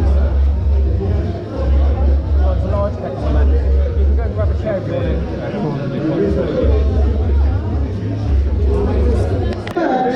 Coming tonight, I just we've been on the ride, we've got to see some of the amazing venues that Leicester had. Keith, I and Rory, who couldn't make it tonight, have been working on Hold Tight Rave and Film Your Majesty for about 2 years now. But this is just the beginning. This is a short concept film that we shot last year. We had a premiere at Phoenix Cinema last year. We had a rave in Phoenix Independent Cinema. Sold 4 times more beer than they've ever sold in their life, so you know, we did good. But we really appreciate the support we've had from Leicester over the last couple of years. Some of our contributors are here tonight, you know, people that were enjoying the raves, the DJs. Again, thank you to them. We're always super grateful for the time that they have given us and this short film that we've got. But this is just the beginning of what we're trying to achieve. So after the gig, I'm going to be selling these fabulous Hold Tight Rave t-shirts that I'm modelling here. So I'll probably go out into that reception bit, just gets a bit easier. So if you do want to buy one, they're £15. All proceeds go directly into the feature film. So the profits go towards the film. And if you don't want to buy a t-shirt, but you still want to support us, £1, £5, a beer, a coffee, whatever you can afford. I have this lovely app that I can take donations on. So again, you know, this is a free event that we wanted to put on as part of Bring the Pain, part of Leicester, to celebrate Leicester. Any support is appreciated, but we also understand it can be quite difficult times for everyone. But again, big thank you to Keith for organising so much. I'm Laura, by the way, I'm the producer of the film. Keith is co-writer of the film with Rory Booth, who's in the Isle of Man, so couldn't make it. But we've been working really hard, and we really appreciate the love and support that we've had, and we really hope you enjoy the film. One more thing. So we'll put some more tunes on after the film. We've got here till 7:30, and then if people still want to go for a drink, I also work for Bring the Pain, and the Sound House is a venue where all the artists are going to be, and we'll probably go down there for a couple. So everybody here is welcome to come to the Sound House afterwards too. One last thing. It's set up at the front of my laptop and some rocket speakers down there. They are loud, but you might want to come forward from the back. Come on up a little bit, but not too far. You don't understand who you're speakers run your head off. Okay? Lovely, thank you. Finally, Hold Tight Ravers.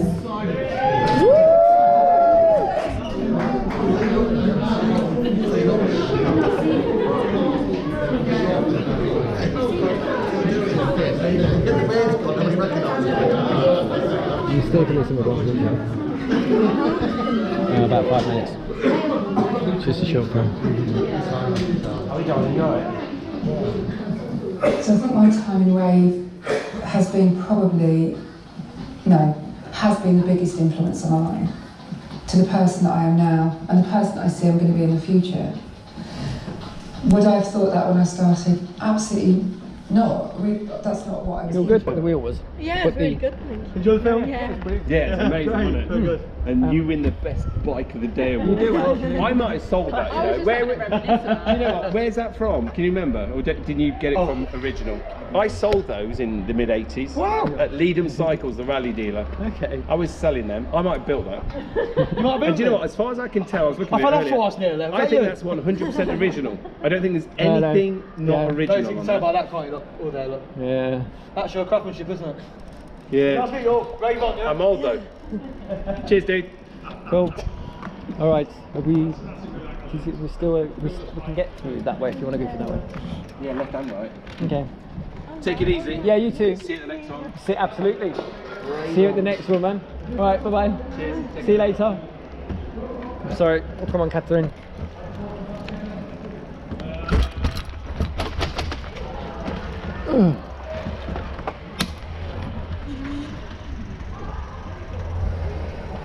You hear me say about the camera? I thought there was going to be some action again. My camera's crashed.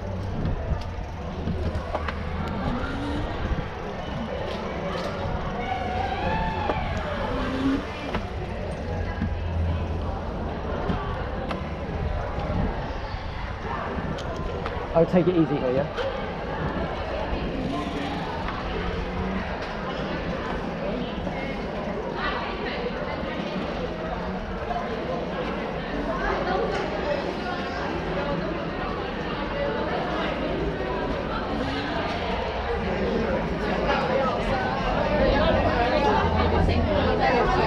Excuse me, please. Sorry, lovely. It's all right, thank you.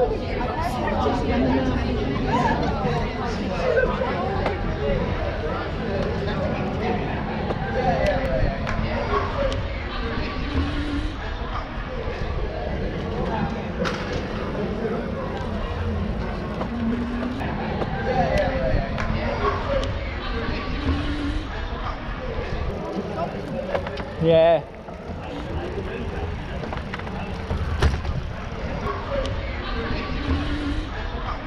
You're right.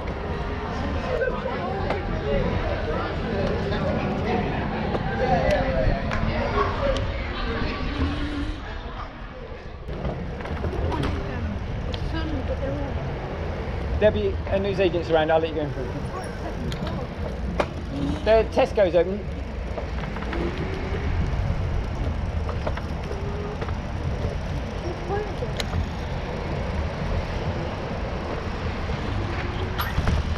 Say again? I'm going to wait at the light.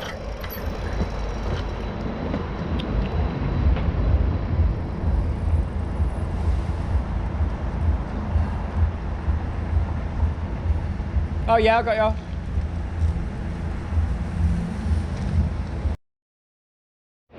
To reset the camera. Do you want to leave your bike here? I'll get it. Stop it, yeah, stop it and I'll reset.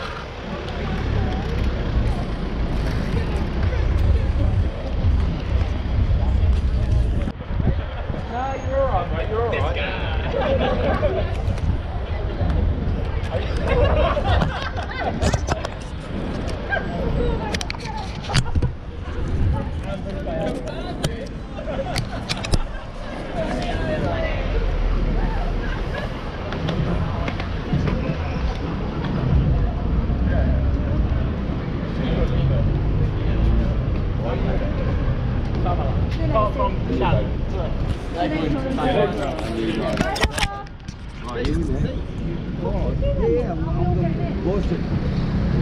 Community support and the police on push bikes. Not even electric. Sorry to have you out drinking beer in a pub that you didn't really want to be in. Oh, that's okay.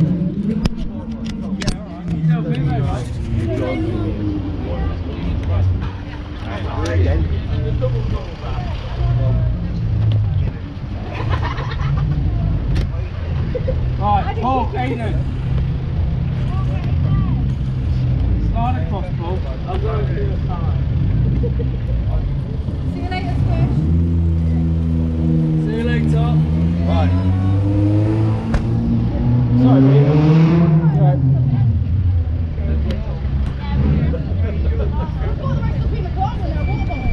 Beside them, please, mate. Beside. What a bit choppy. Good. Good. Right there, unit. Alright, where you guys going? You gonna message me when we go there? Yeah.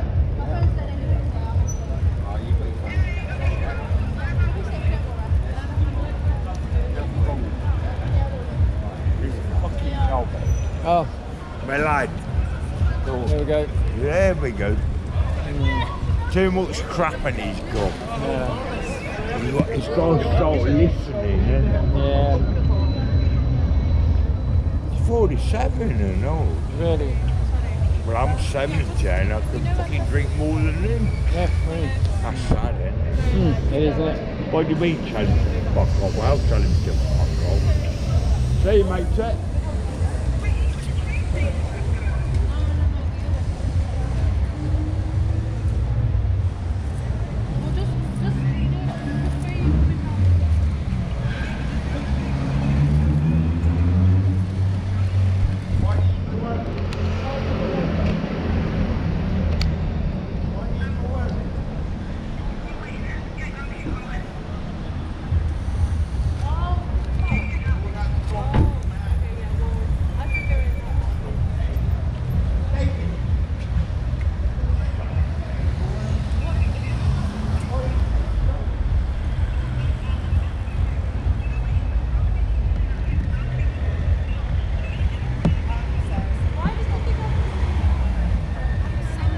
Oh, thank you very much. Did you get your paper? Yeah. Thank God for that.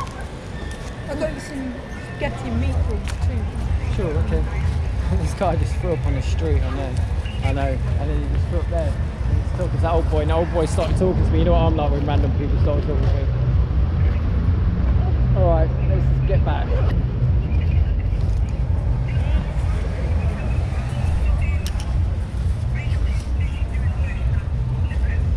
Was it Saturday, isn't it? It's not. Which way is it? At home? Are we going home? You want to go home? Do you? Yeah. Well, yeah, and I might, if I've got time. Depends on what time it is, might go a lot more, but it's hardly likely now. Ready when you are? 25 to 7. Yeah, right.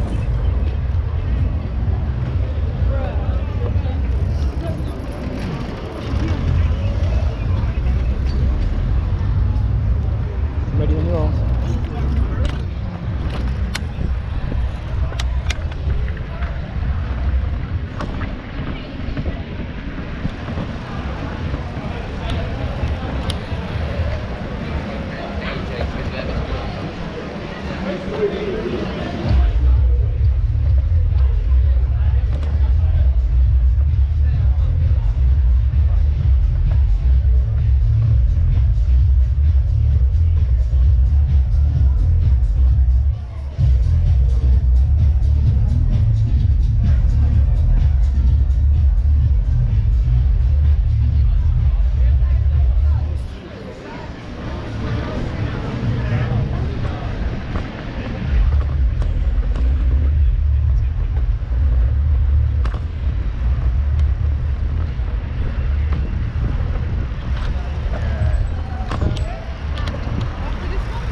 Cat. It's okay.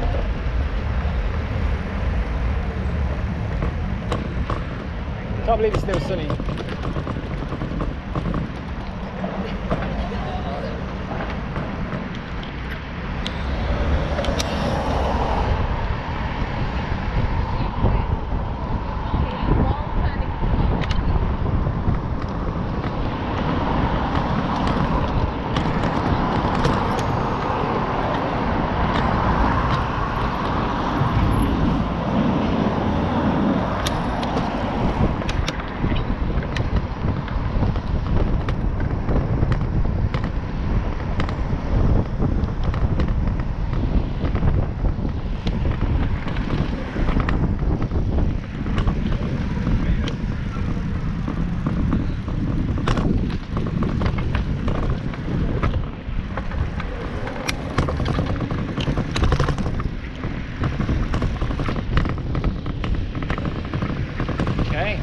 Nicely clear for us.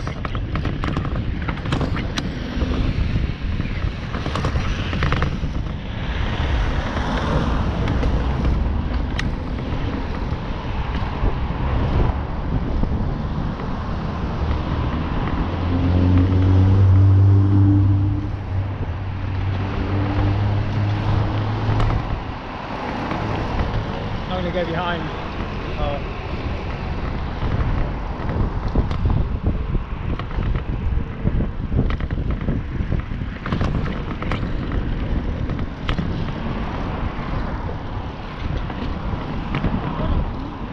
Sorry?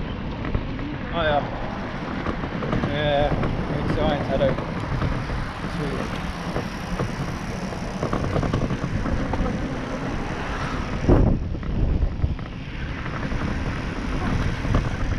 Yeah. Yeah, it's clear.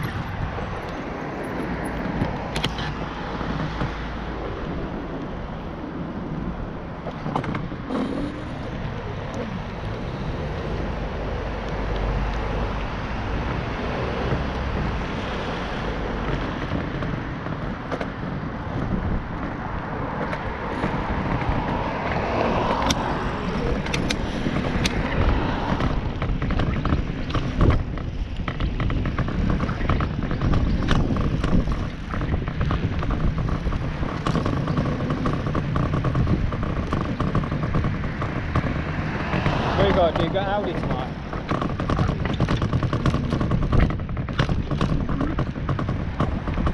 What did you need? Oh, bags. Oh, right. Okay. Yeah, yeah.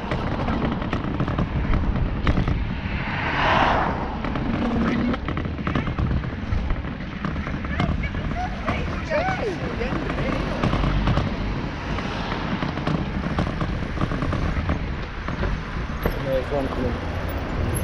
I see shivering.